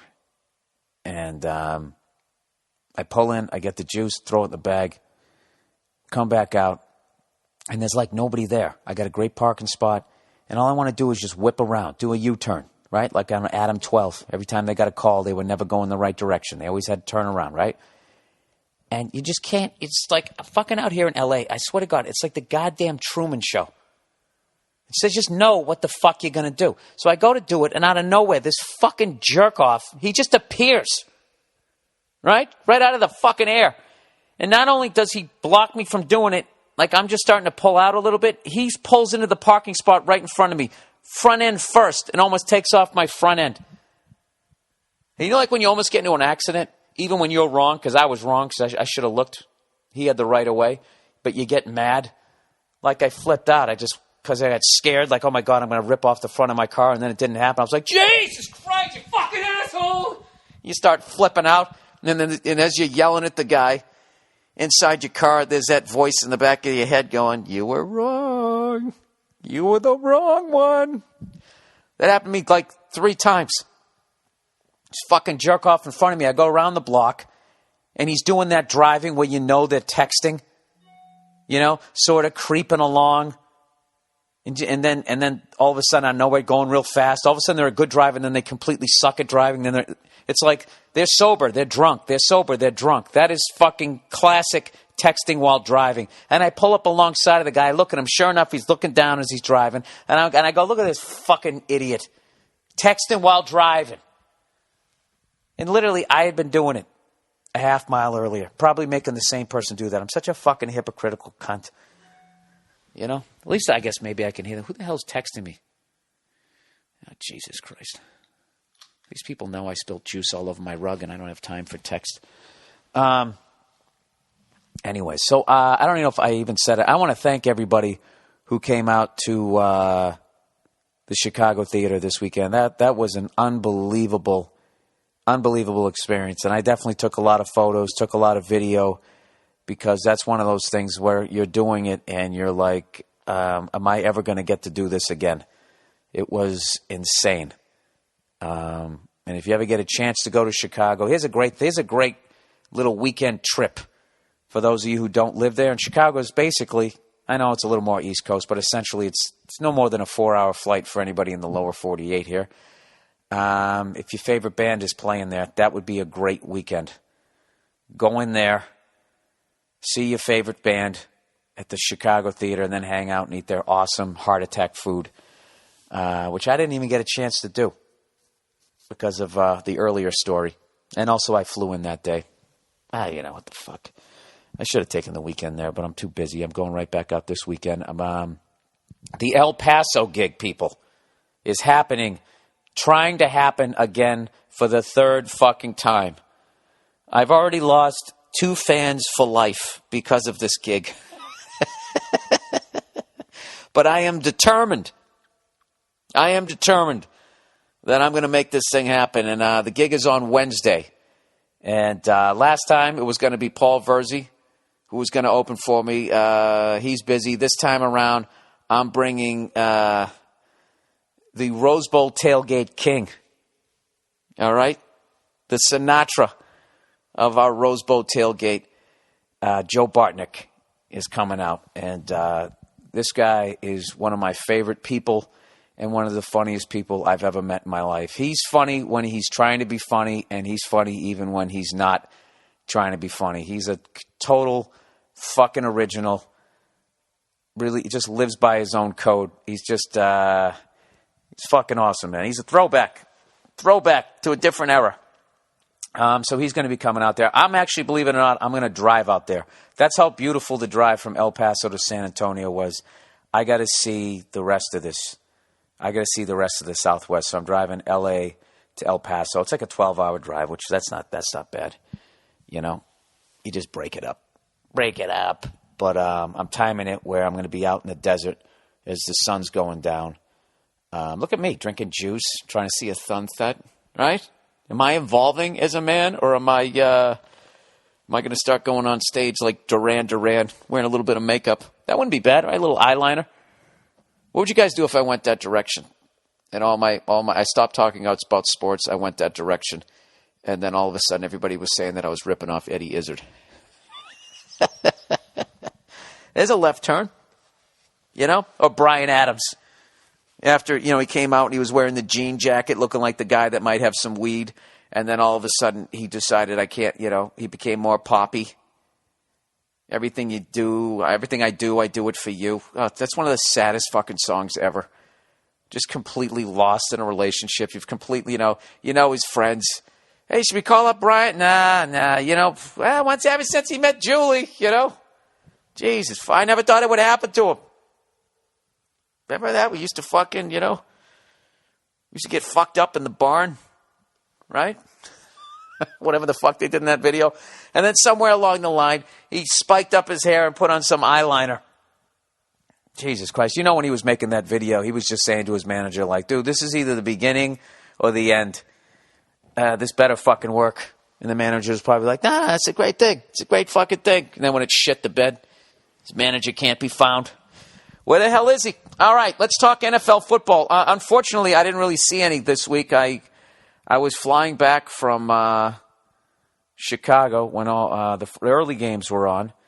And then my Patriots were late night, and I didn't even get a chance to see that. Because this is what I did. I came home, and I got caught up on the scores just in time. I haven't even seen the highlights to see Seattle's big comeback or the Texans' big choke, depending on which side of the ball you're on.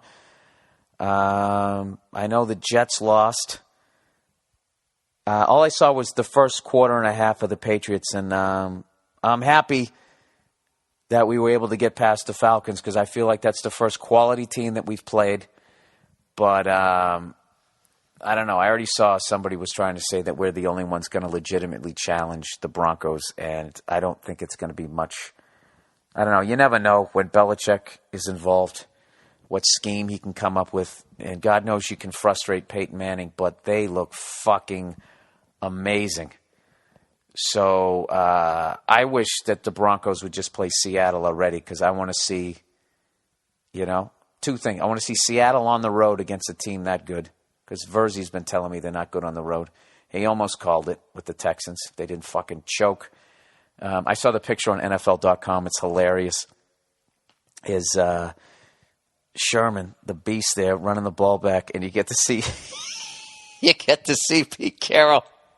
Pete Carroll is in full, I can't tell if he just finished going, woo, or if he's about ready to say it.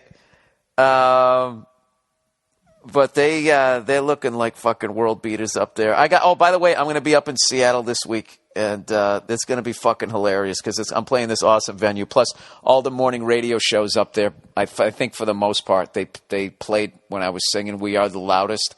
So there's a lot of pissed off 12th man people out there. So I don't know. We're going to see. We'll see what the fuck happens. I don't give a shit either way, to be honest with you. If something goes down when I'm up there, it's a very easy city to make fun of. So I think I can do more than 12 minutes. But I'm hoping it's not going to be. You know what is annoying about all those morning radio shows is all they did was, like now, they'll just edit right there. They won't have this part. They left out the whole part where I said I thought that Seattle was going to go to the Super Bowl and they looked like the team to beat. They left out where I, didn't give Pete Carroll shit for what the fuck he did at USC because everybody does it. By the way, people who are still doing that Spygate shit, bringing up Belichick and that type of thing, like they always love to do with the Patriots. I was watching the LSU game. Unfortunately, they lost. Great game. Great fucking game against Georgia. And, dude, by the way, who the fuck did Georgia piss off with their September schedule? Jesus Christ. Clemson, LSU, and there was somebody else highly ranked that they played. I forget who. But anyways, in the middle of the game, both coaches, when they're talking, they're covering their mouths. They're covering their lips as they're talking. Like they're in casino. And the announcers even go, well, they must have got word of something going on. It's, everybody fucking does it. So fucking ridiculous. One of those Seattle fans was giving me shit. Was talking, because I made fun of their team, was sitting there talking about, Belichick being a cheater. It's like, dude, did you see what fucking Pete Carroll did down at USC? What the fuck he was doing? I don't give him grief about it because everybody was doing it. But, I mean, come on. Right as the guillotine right as that was coming down, he fucking slips out of town, left all those kids high and dry with their scholarships and some no-name coach who I think just got fired. How psyched are the Tennessee fans watching the fact that it didn't work out there? That's another shout out to Knoxville. Jesus, I'm going to go there one day and they're going to give me the key to this city. I wonder what it looks like. Am I going to do a redneck joke here? I don't have one. Let's plow ahead here, everybody.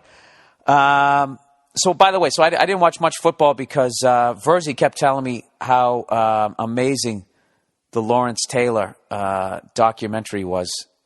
And directed by the one and only Pete Radovich, who's the guy who got me on Inside the NFL.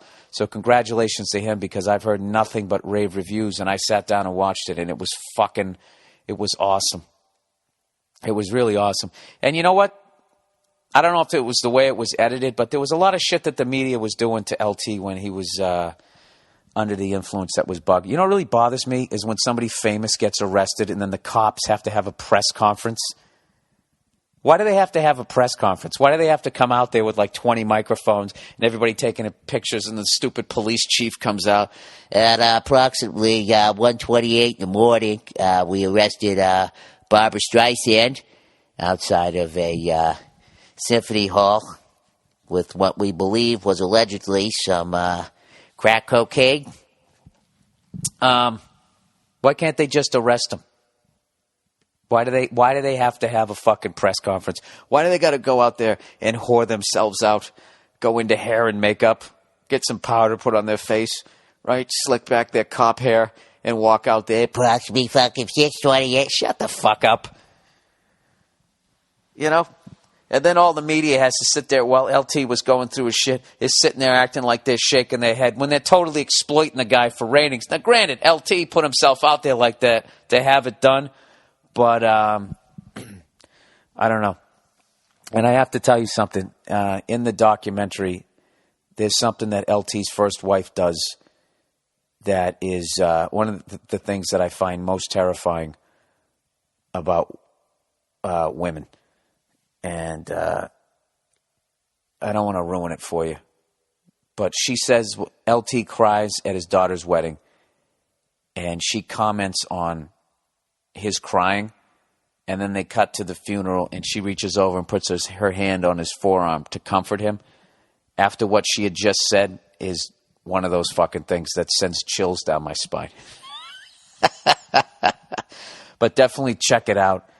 It's fucking amazing. And if anybody knows just one of the cigars that LT is smoking, he looks like he smokes the greatest cigars of all. They have 2 bands on them.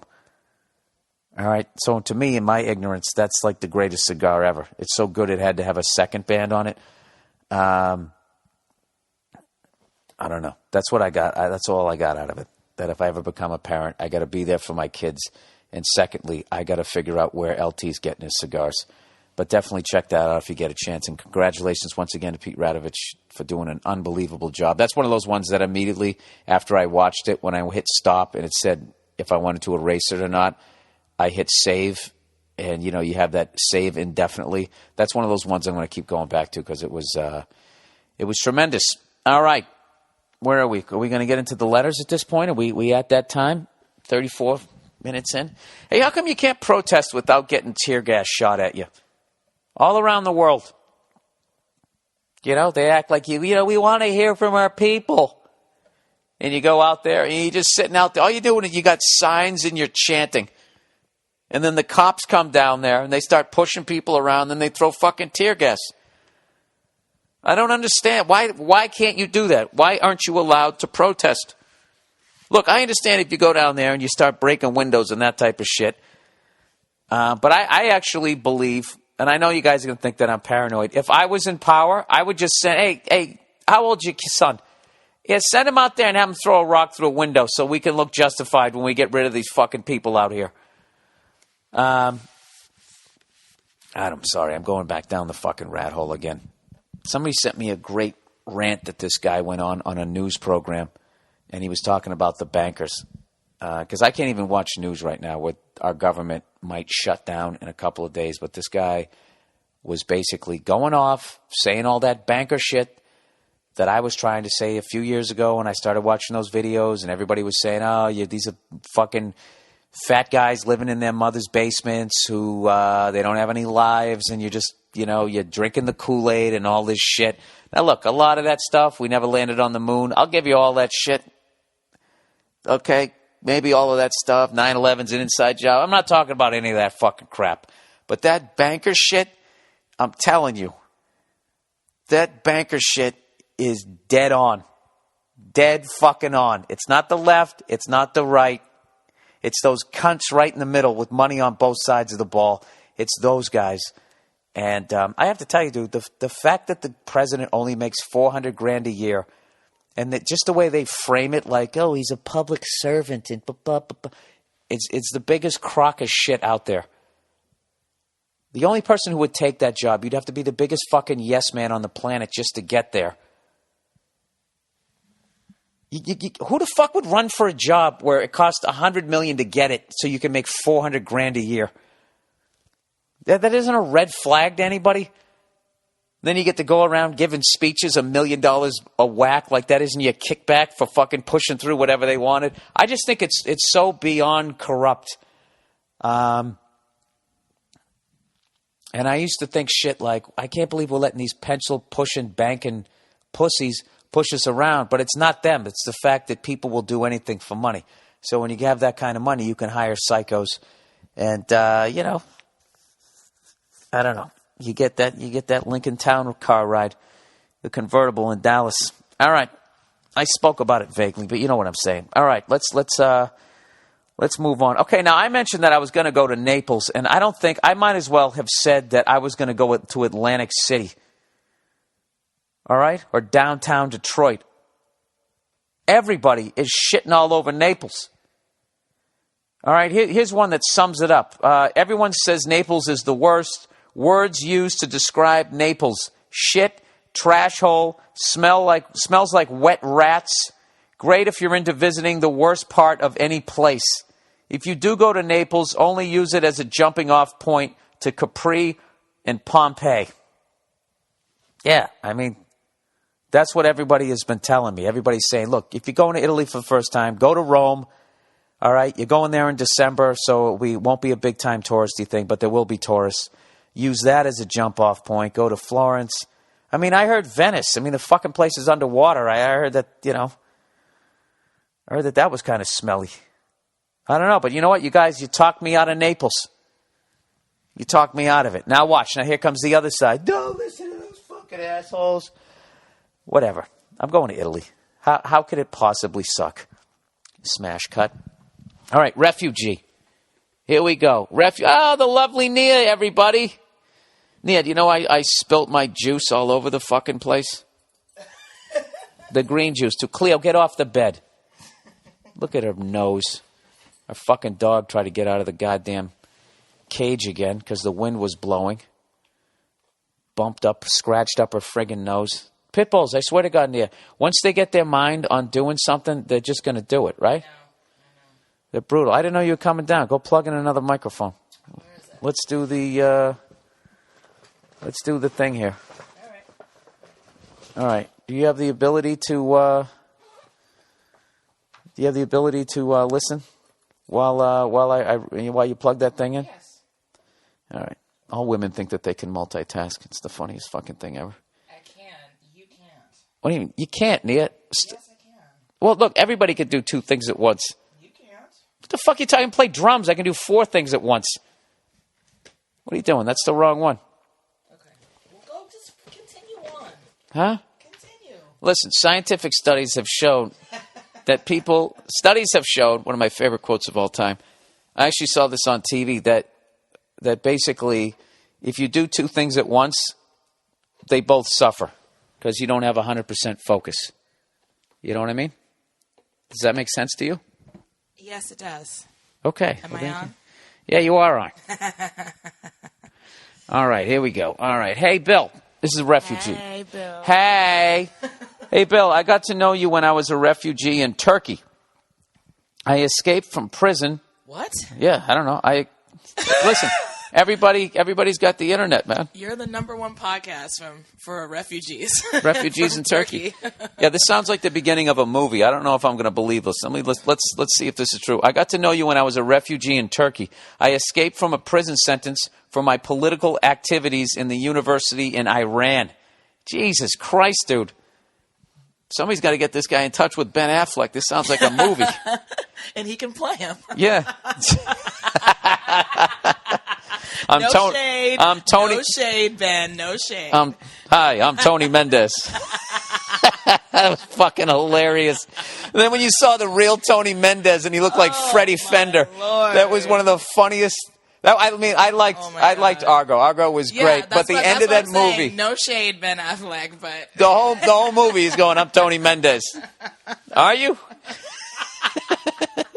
If anything would give that guy away, it would be his last fucking name. Listen, man, you need to go get more of a tan or grow a fucking mustache. We both looked at each other when he said that. We're like, what? Mendez? No, I was actually sitting there in the movie going, wait a minute, is that Italian? Maybe he's Mendez, hey, no. And I'm like, no. Paisan, Mendez. I go, A before it, that makes it Italian. And then the end, when everybody looked like the person, but then when they showed Ben Affleck, and then they cut to Tony Mendez, it was this fucking guy. It was really far away. It was profile, and it was completely shadowed. Oh yeah, everybody else was a close-up. It was like full body shot with another white guy in there that he was shaking hands with. It. You're like, oh, maybe Ben's playing the white guy. Oh my God. He's Tony Mendez. Well, right there, it just shows you what an incredible actor he is. He played Tony Mendez. All right. Hi, Bill. I was a refugee when I was in Turkey. I escaped from a prison sentence for my political activities in the university in Iran. Since I was a kid, I always loved comedy. Isn't this fucking great? This is why I love this shit. Look at this. This is Billy Redface coming out of Iran. There were only 2 funny magazines in Iran. and I had all their issues since the beginning. Yeah, this is how lucky we are. Well, okay, yeah. They had Mad Magazine, Iran, and National Lampoon's Don't Make Fun of the Ayatollah. Vacation. I didn't know stand-up comedy existed until I was 25. Unreal. Being funny wasn't a good thing. In Turkey, I had 30 months. I guess he had a sentence. And I watched everything from Pryor and Cosby and Carlin to Hicks to Chappelle. He was in prison and was able to get to the internet to watch all these, like, I don't. videos? Yeah, I guess so. Well, do people make hang gliders in prison out of dental floss and bed sheets? They can't get the fucking internet? Well, it's prison, so no. You can't get the internet. Listen, which I was actually watching in Iran, and I saw you there the first time as well. As a detective, she puts her tits in my hand. God, that was funny. Louis C.K., Patrice, Sam Kinison, and you, and everything in between. I have listened to you guys. This is fucking great if this is true. I have listened to you guys just talking about comedians on radios or podcasts, and I looked them up. I saw every episode of Tough Crowd. Out of all the comedians I've seen, you're in my top 5. Look at this. You, Pryor, Cosby, Louis C.K., he's partial to gingers, and Dave Chappelle. That's what he likes. He likes black guys and gingers. I like this guy. Me too. I started... Jesus. We'll try to keep it on this side of the road, okay? I started writing in Turkey. My friend told me to. I did, and it was well received. I started writing in English, and I'm building courage to perform. This is fucking great. I just want to tell you how much I appreciate those nights when I was sitting alone in Turkey and I didn't speak its language, and I would watch one of your stand-ups and forget everything and laugh. I found out today that you are in Toronto. I've been here 4 months now. I'll try to find tickets. How did I miss this email? If the show hasn't finished yet, I will see you live, sir, I promise. Thanks again, Bill, and say hi to your Nia. That's great. Well, I'm going to tour. Sweet. Yeah, I'm going to tour Canada in March. I'll come through all of these. What if this is all just a big scam to get him to somehow, I don't know, throw a pie in my face or do something to me, come up with that water that squirts in your face? Where in Canada are you going in March? Whereabouts? I don't know. I'm going to go to all the hockey cities, and maybe I'll add a couple others. Are you going to be in Montreal? Yeah, why don't you just get down to it where you want to go? Because you think you exactly, and you think I don't know what you're doing. I haven't That's been to Montreal why. in Do you so see what just happened there? This is like two fighters that know each other at this point. I know what you do, and you know what I do. The second you said, What do you mean? the second you said, why are you going to Canada? I'm like, I well, didn't say why. I said, where are you going in Canada? where are you going to Canada? I See, knew. You like to misinterpret everything as some sort of like. See what she's doing right now? She's filibustering. I'm not filibustering. Filibustering. All You're right. always looking for the old kick in the balls, and that's not what this is. I was asking where you're going in Canada, and if you're going to Montreal, I would want to. Why are you smiling at me? I would want to go too. But I was going to get to it. You done? Yes. See, you just let her laying on the ropes. All right. So the second you said, when are you going to Canada? I knew. Where are you going in Canada? Okay. I knew. I'm like, she loves Montreal. She wants to go. So what I did to slip that punch is I said, I'm going to all the hockey cities because I know you don't watch sports. So then you got to be. So then you had to show your hand. I called you bluff, and you're like, are you go to Montreal? But why even do that? If you know that, then just say, "Oh, I am going to Montreal," or "I am not." You're doing the same I don't know because it's bug. What am I? Yeah, I'm going there to work. I'm packing my hard hat and my mic stand. Okay, your hard hat, your mic stand. Yeah, you don't think it's work, do you?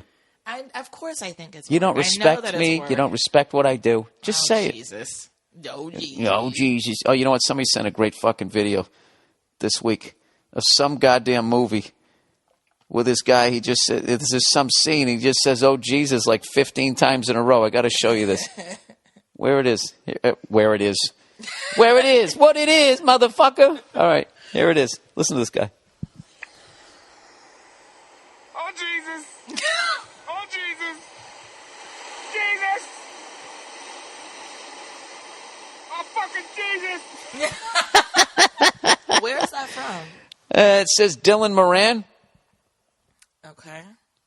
I got to tell you. Movie? Yeah, and my agent's going to get an earload of shit that I didn't read for that part. I would have killed that. Oh, Jesus. Thank you. Next. Oh, Jesus. That's great. That's great, Bill. Next. Oh, fucking Jesus. He was good, but he was doing something weird with his voice. All right, DUI. Oh wait, I got to read the other the advertisers here. All right, bear with me here. Bear with me. Okay, eVoice. All right, everybody. If you're an entrepreneur and a customer calls, do you want to seem like you're in a high-rise, window-view, fancy pants office? Or do you want them to know that you're just sitting there in your underwears?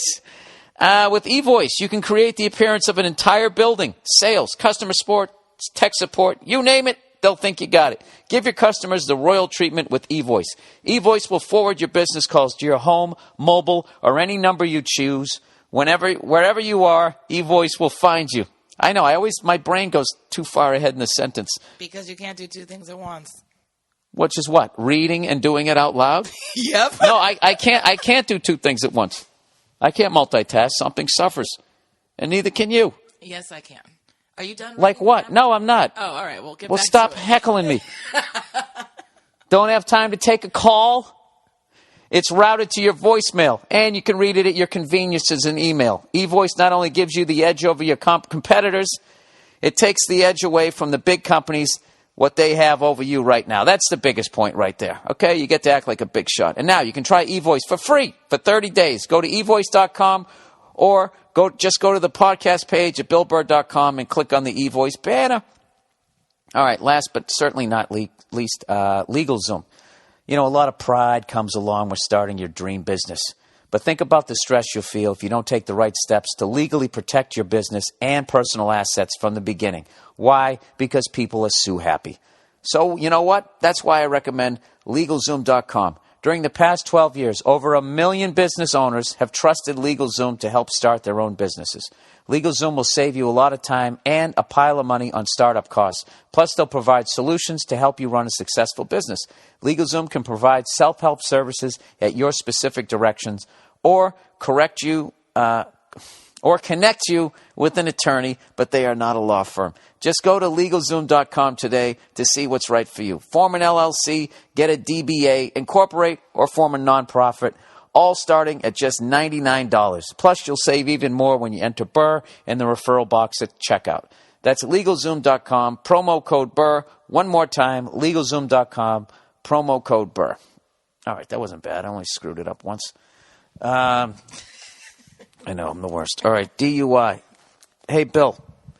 Hey, Billy. Want to start out by saying, I love stand-up. All right. I'm a 23-year-old guy from Houston, and on September 22nd, I was arrested for the first time for a DWI. It's funny, he has DUI, driving under influence, driving while intoxicated in the thing. All right. Isn't that the same? Is it the same It thing? is.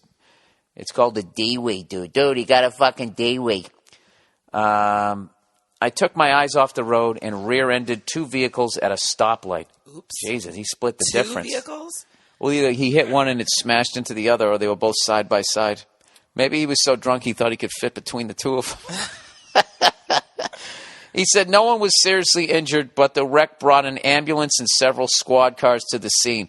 They arrested me, and I blew, so needless to say, I'm in a pickle. The lawyer I have, however, is good friends with the judge and the court. He asked for the state's evidence against me, and there's a chance we can beat it. In the meantime, the court has me blowing into a breath alcohol device deal type of thing with cameras to ensure I'm not drinking, and also a piss test every court date. This is fine with me because jail sucked, court sucks, and cops and the government workers are extremely rude. Oh, Jesus, you. dude. You're yeah. the one who was driving drunk. You could have killed somebody, and they're rude to you. Let's see what he says. Because of all of this and being out on bond, I'm having to keep my nose extra clean. Have to lay really low and just exist. It's a bummer and also hard not to think about drinking. Also, I got to move out of my folks' house by November 1st. They're not kicking me out or anything. They're being very supportive. It's just a date I set for myself before any of this happened. The fees and the lawyers are going to give me some financial woes, and it will be tough. Any advice you can give me will be much appreciated. Thanks, Bill. Well, I mean, you should be happy you didn't fucking kill somebody. And, if you weren't driving under the influence, you wouldn't have to run into all these rude government workers. So I'm sorry. What is the advice that you're looking for here? You want somehow like, hang in there, buddy. Yeah, I would move out of your goddamn parents' house, you loser. Sorry, I got no sympathy. All right, Nia. None. Nia bringing the hammer down. They're so rude. Jail sucks. Oh, does it? All right, well, it's hard for me to come down on this guy because all the shit I've done, and I've also, I got arrested for that shit a long time ago. So I just, you know what I did? I took my medicine. And you know what? I remember when I went in and I was finally getting my license back, the state trooper went to hand it to me, and right as I went to grab it, he pulled it back really quick. He goes, wait a minute, was it 90 days or 45? I only got 45. That's how long ago it was. And I was like, it was 45. And then he handed it back to me. He gave me that last little heart attack thing. And I was thinking when I was younger he was a dick. He was actually doing me a favor. Let me know, this is how simple it is. And it was an absolute nightmare. Even at that, just having my toe dipped into the legal system. Did they put you in a holding cell or whatever when Yeah. you got arrested? How long were you in there for? I don't remember. I was just psyched I could lay down. Were there other people in there? No. Oh, okay. No. I was fortunately got arrested in a small town. But I mean, if you got arrested in Boston. Yeah, I would have gone. They probably would have put me in county, and that would have Yeah. sucked. That would have sucked because then you're in there with everybody that's getting arraigned for everything from eating somebody's head to me drinking and driving. And you think if I look like Ron Howard now, I look like Ron Howard the director now, but back then I look like Ron Howard living at home with Mr. and Mrs. Cunningham. So that would have been. You were Richie. You were Opie when you were little. Then you were Richie. Then I was Richie, and and now you're Ron. now I'm Ron Howard, Oscar-winning director. Yeah. That's a cruel joke. Speaking of which, we got to see Sandy's movie. Sandy? Sandra Bullock. Yeah, okay. Sandy. I like she calling lives her next Sandy. door. No, that one looks good, and so does the Ron Howard one. What was I going to say? Yeah, so, dude, you know what? You did it, and look, it was actually a great thing when I got arrested and I had to go through drunk school and all that, and the Mothers Against Drunk Drinking and Driving and all this information and all the stuff that they show you, and I had to do community service. They did it at this hospital, and I was wheeling all these people down to physical therapy, and some were born that way. One got hit by a drunk driver. So, I mean, it definitely it hit home, and I was a knucklehead like this guy, kind of feeling sorry for myself rather than thinking about what could have happened and how. Dude, this is my thing. You got off easy. You really got off easy, and having to stay sober is actually a great fucking thing. It's a great thing, and to kind of, take your foot off the gas pedal there and kind of regroup. As far as when you can move out, it all depends on what this whole thing's going to cost you, but this all happened because of your actions, and you are guilty. You blew in the thing, and you were drunk, so you got to take your fucking medicine. What are you going to do? So I would just take it on the chin. Be a fucking man.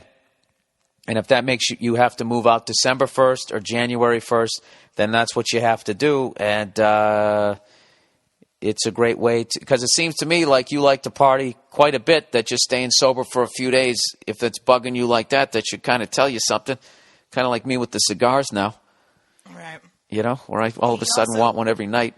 What did he say about having some judge, lawyer? What did he say? Yeah, that he about could possibly get out of it. And Right. he could So fight it and get out of it. So he's got all these people sort of cushioning him along the way. Like, oh, my parents aren't kicking me out. They're being very supportive.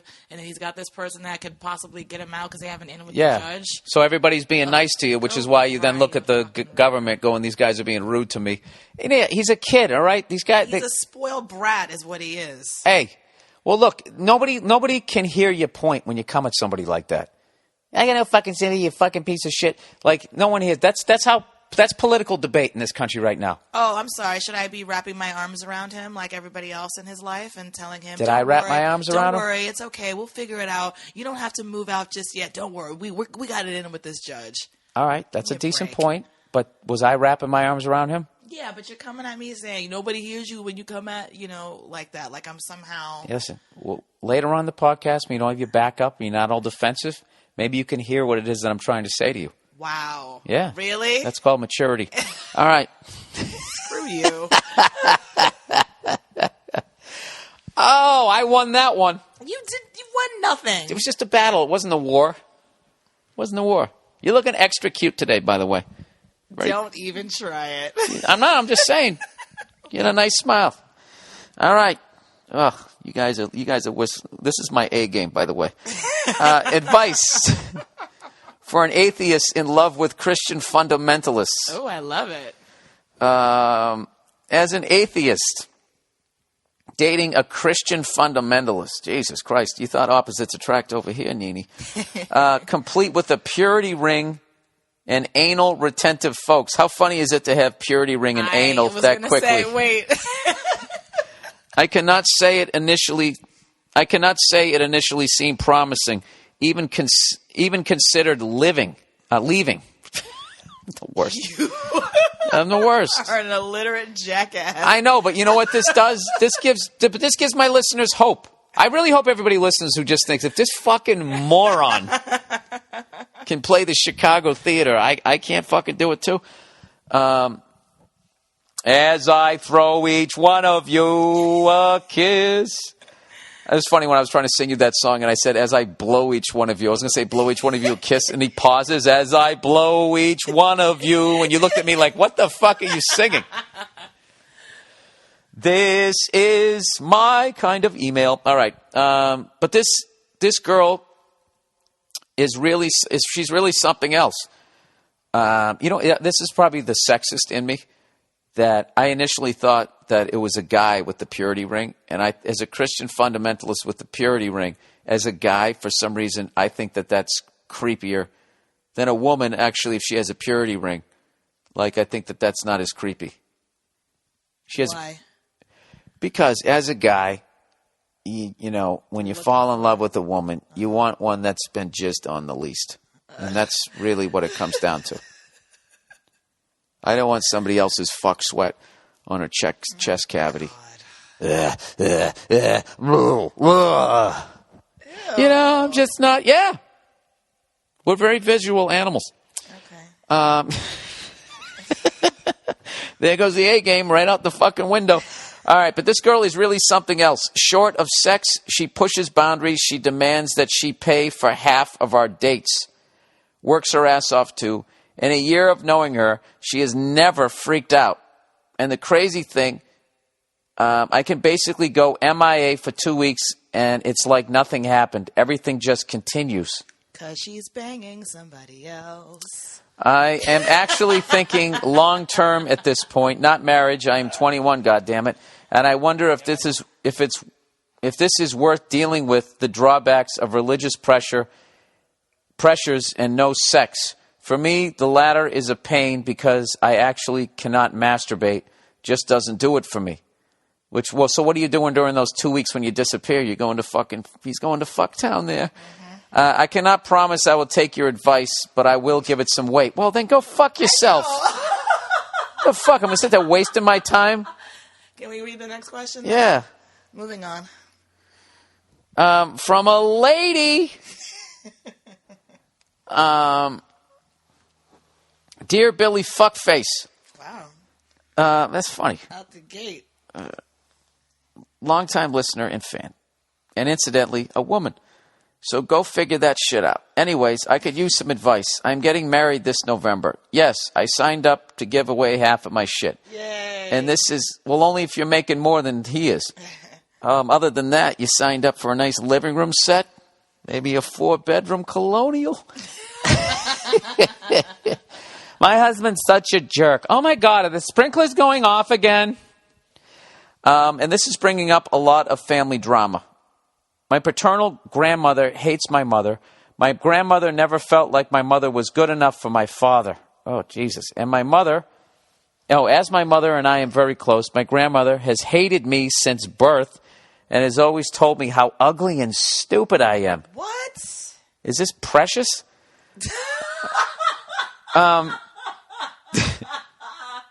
Needless to say, I do not speak with her and haven't done so in years after she made some racist comments regarding my future husband as he is Mexican. The problem comes in when my dad insists that she comes to the wedding. I have no problem telling my dad to go fuck off. I do not trust him, and we do not get along. This screams elope. She should be asking me these questions. My mother and I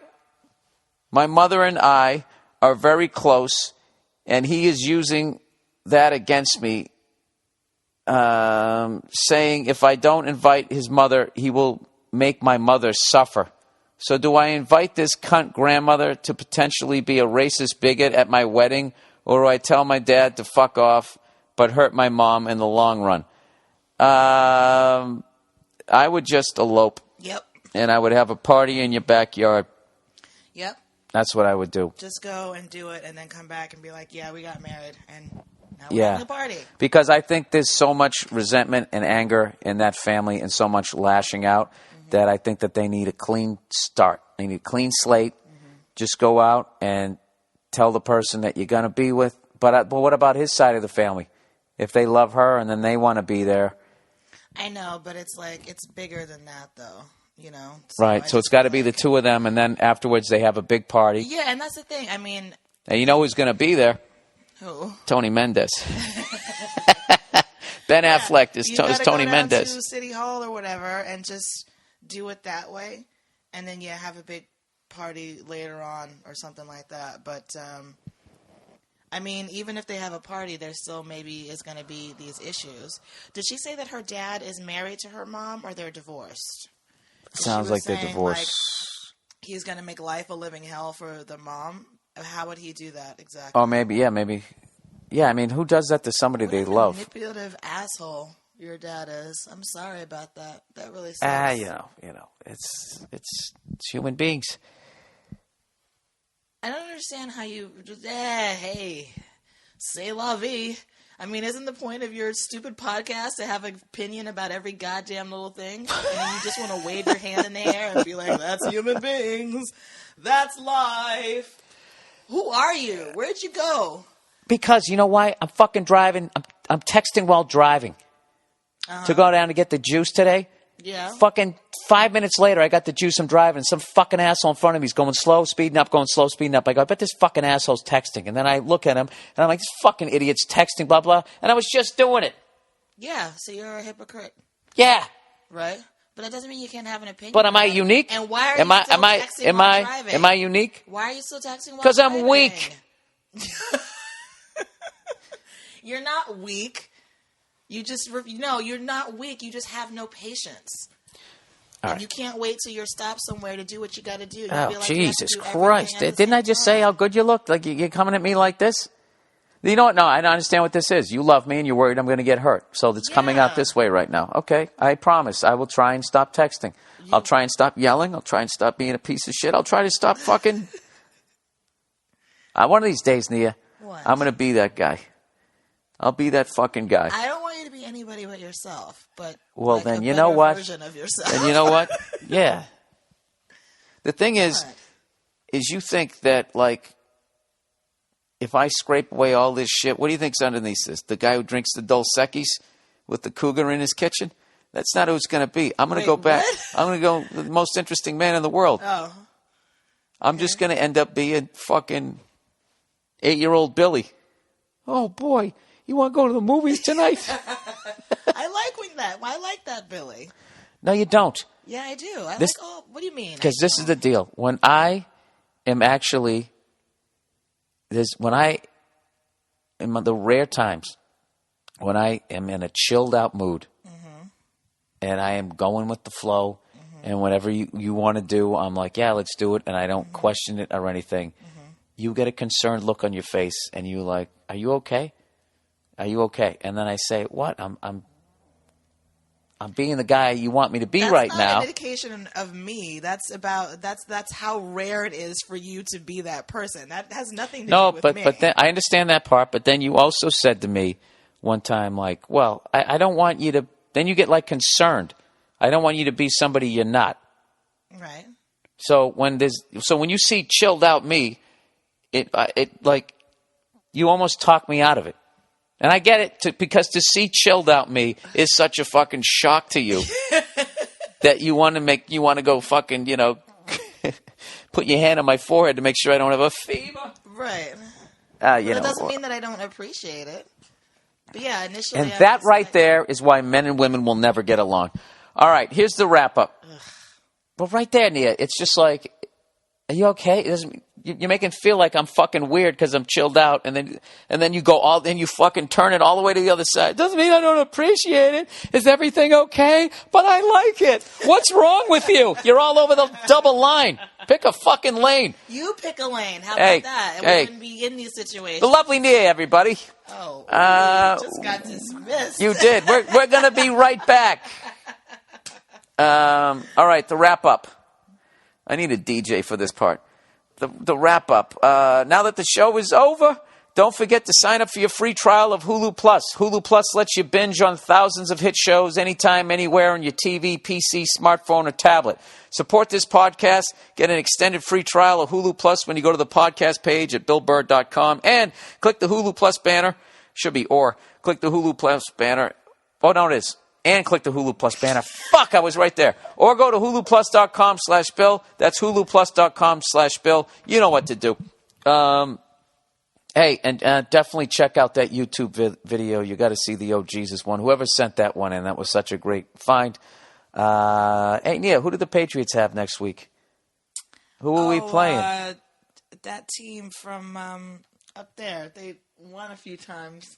Just pick a name. They lost a few times too. Pick the name of a team. The Bears there. The Bears. That's not bad. I don't know. We're not playing that division. Let's see. I'm on schedule and stats. Season schedule. Bang. What do we got here? Oh, next week we're playing the Bengals, who I heard are underachieving. That's what I read on the thing. All right, well, we shall see. Right? Huh? Bengal Tigers. Bengal Tigers, which are native to India, which is in Asia, which is part of Asia, which is part of the world. What are you talking about? Which is a tiny dot in the universe. There you go. Stupid. Yeah, but you kept going. You had it. You're like India, Asia, the world, the universe. Yay! All right, this is who the Patriots have come up. These are our next three games. The Bengals, which I think that's a dangerous game. All right? They're a wounded animal, those Bengals, Nene. They're backed into a corner. The Saints is going to be a rough one. And the Jets, that's at the Jets. I know they're supposed to stink this week. This year they're supposed to stink, but we already beat them, and it's a division rivalry, and they always play us tough. We had 13-10, it says right here. 23-21 when we played the Bills. Those division rivalry games, I like taking the under. So anyways, I don't even know what the Monday night game is this week, but I'm going to try to get caught up on the football. And I'll tell you, the Broncos and Seahawks, Nene, I think they're on a collision course. What do you say? Sure. Absolutely. Huh? So if a Bronco collide in a Seahawk, whatever the fuck that is, I think that's it's a seagull on roids. It's a bird. But when you look up Seahawk, you can't find it other than the team. Well, I just remember being like in 8th or 7th grade, and the boys were wearing those starter jackets, and I remember the Seattle Seahawks, and it was like a bird face. Isn't that their? Yeah, that's their logo. The logo. So there it is. Is that what the fuck it looks like? Oh, you know what? Because they spell it one word. But if you just write Seahawk, and then you just have the image, dude, is there anything like more evil looking than a bird of prey? Let me see. They never look like they're in a good mood. Like poisonous snakes, they always have like their non-existent eyebrows are always down. Okay, there we go. See that? There's like that hint of anger. Bird. Yeah, that's what it looked like on the starter. You know what? If you were a bird, that's the kind of bird you would be attracted to. Me? I gotta stop dating these birds of prey. They're such assholes. You know what's funny? Because I was thinking when you were describing, like... Oh, you'd like a vulture. Prey, I was like, you're like... I was thinking that was you. No, you'd like a vulture with their red heads. I wouldn't want a You vulture. get me? No. That's what I'd be. Vultures picking are at a ugly. carcass. No, you'd be like this. You'd be like a Seahawk. Look, This I bird wasn't reminds me of fishing for a compliment here. I was just saying. No, these are the guys you dated before you got to me. I'm not a bird of prey. Then? And I'm not a bird of prey. I know how to make a pie. Yes, you do. Yes, I do. You have a very know what I'm like? here. Yes, I'm a Billy the I'm Baker. I'm a blue jay. No, that isn't it. I'm a dove, all pasty white. No, you're a woodpecker, just constantly. All right, go fuck yourself. Really? That's actually that's probably the best one. All right, so you got the last one in. There you go. Yay. All right, this week I'm going to be in El Paso. This whole run I'm going to be with Rose Bowl King, Rose Bowl tailgate legend, Joe Bartnick. We're going to be in El Paso on Wednesday. Then we're going to San Jose on Thursday. And then I'm going to fucking Seattle. We'll see how loud they are in Seattle. And then I'm going on Friday, and then I go to Phoenix on Saturday. And that's it. And that's fucking it. That's where I'm going to be. All right, that's the podcast for this week. Thank you so much for listening. Thanks for all the great emails and the YouTube videos and all the people around the world who've been listening. I really appreciate it. That's it. Go fuck yourselves. I'll talk to you next week.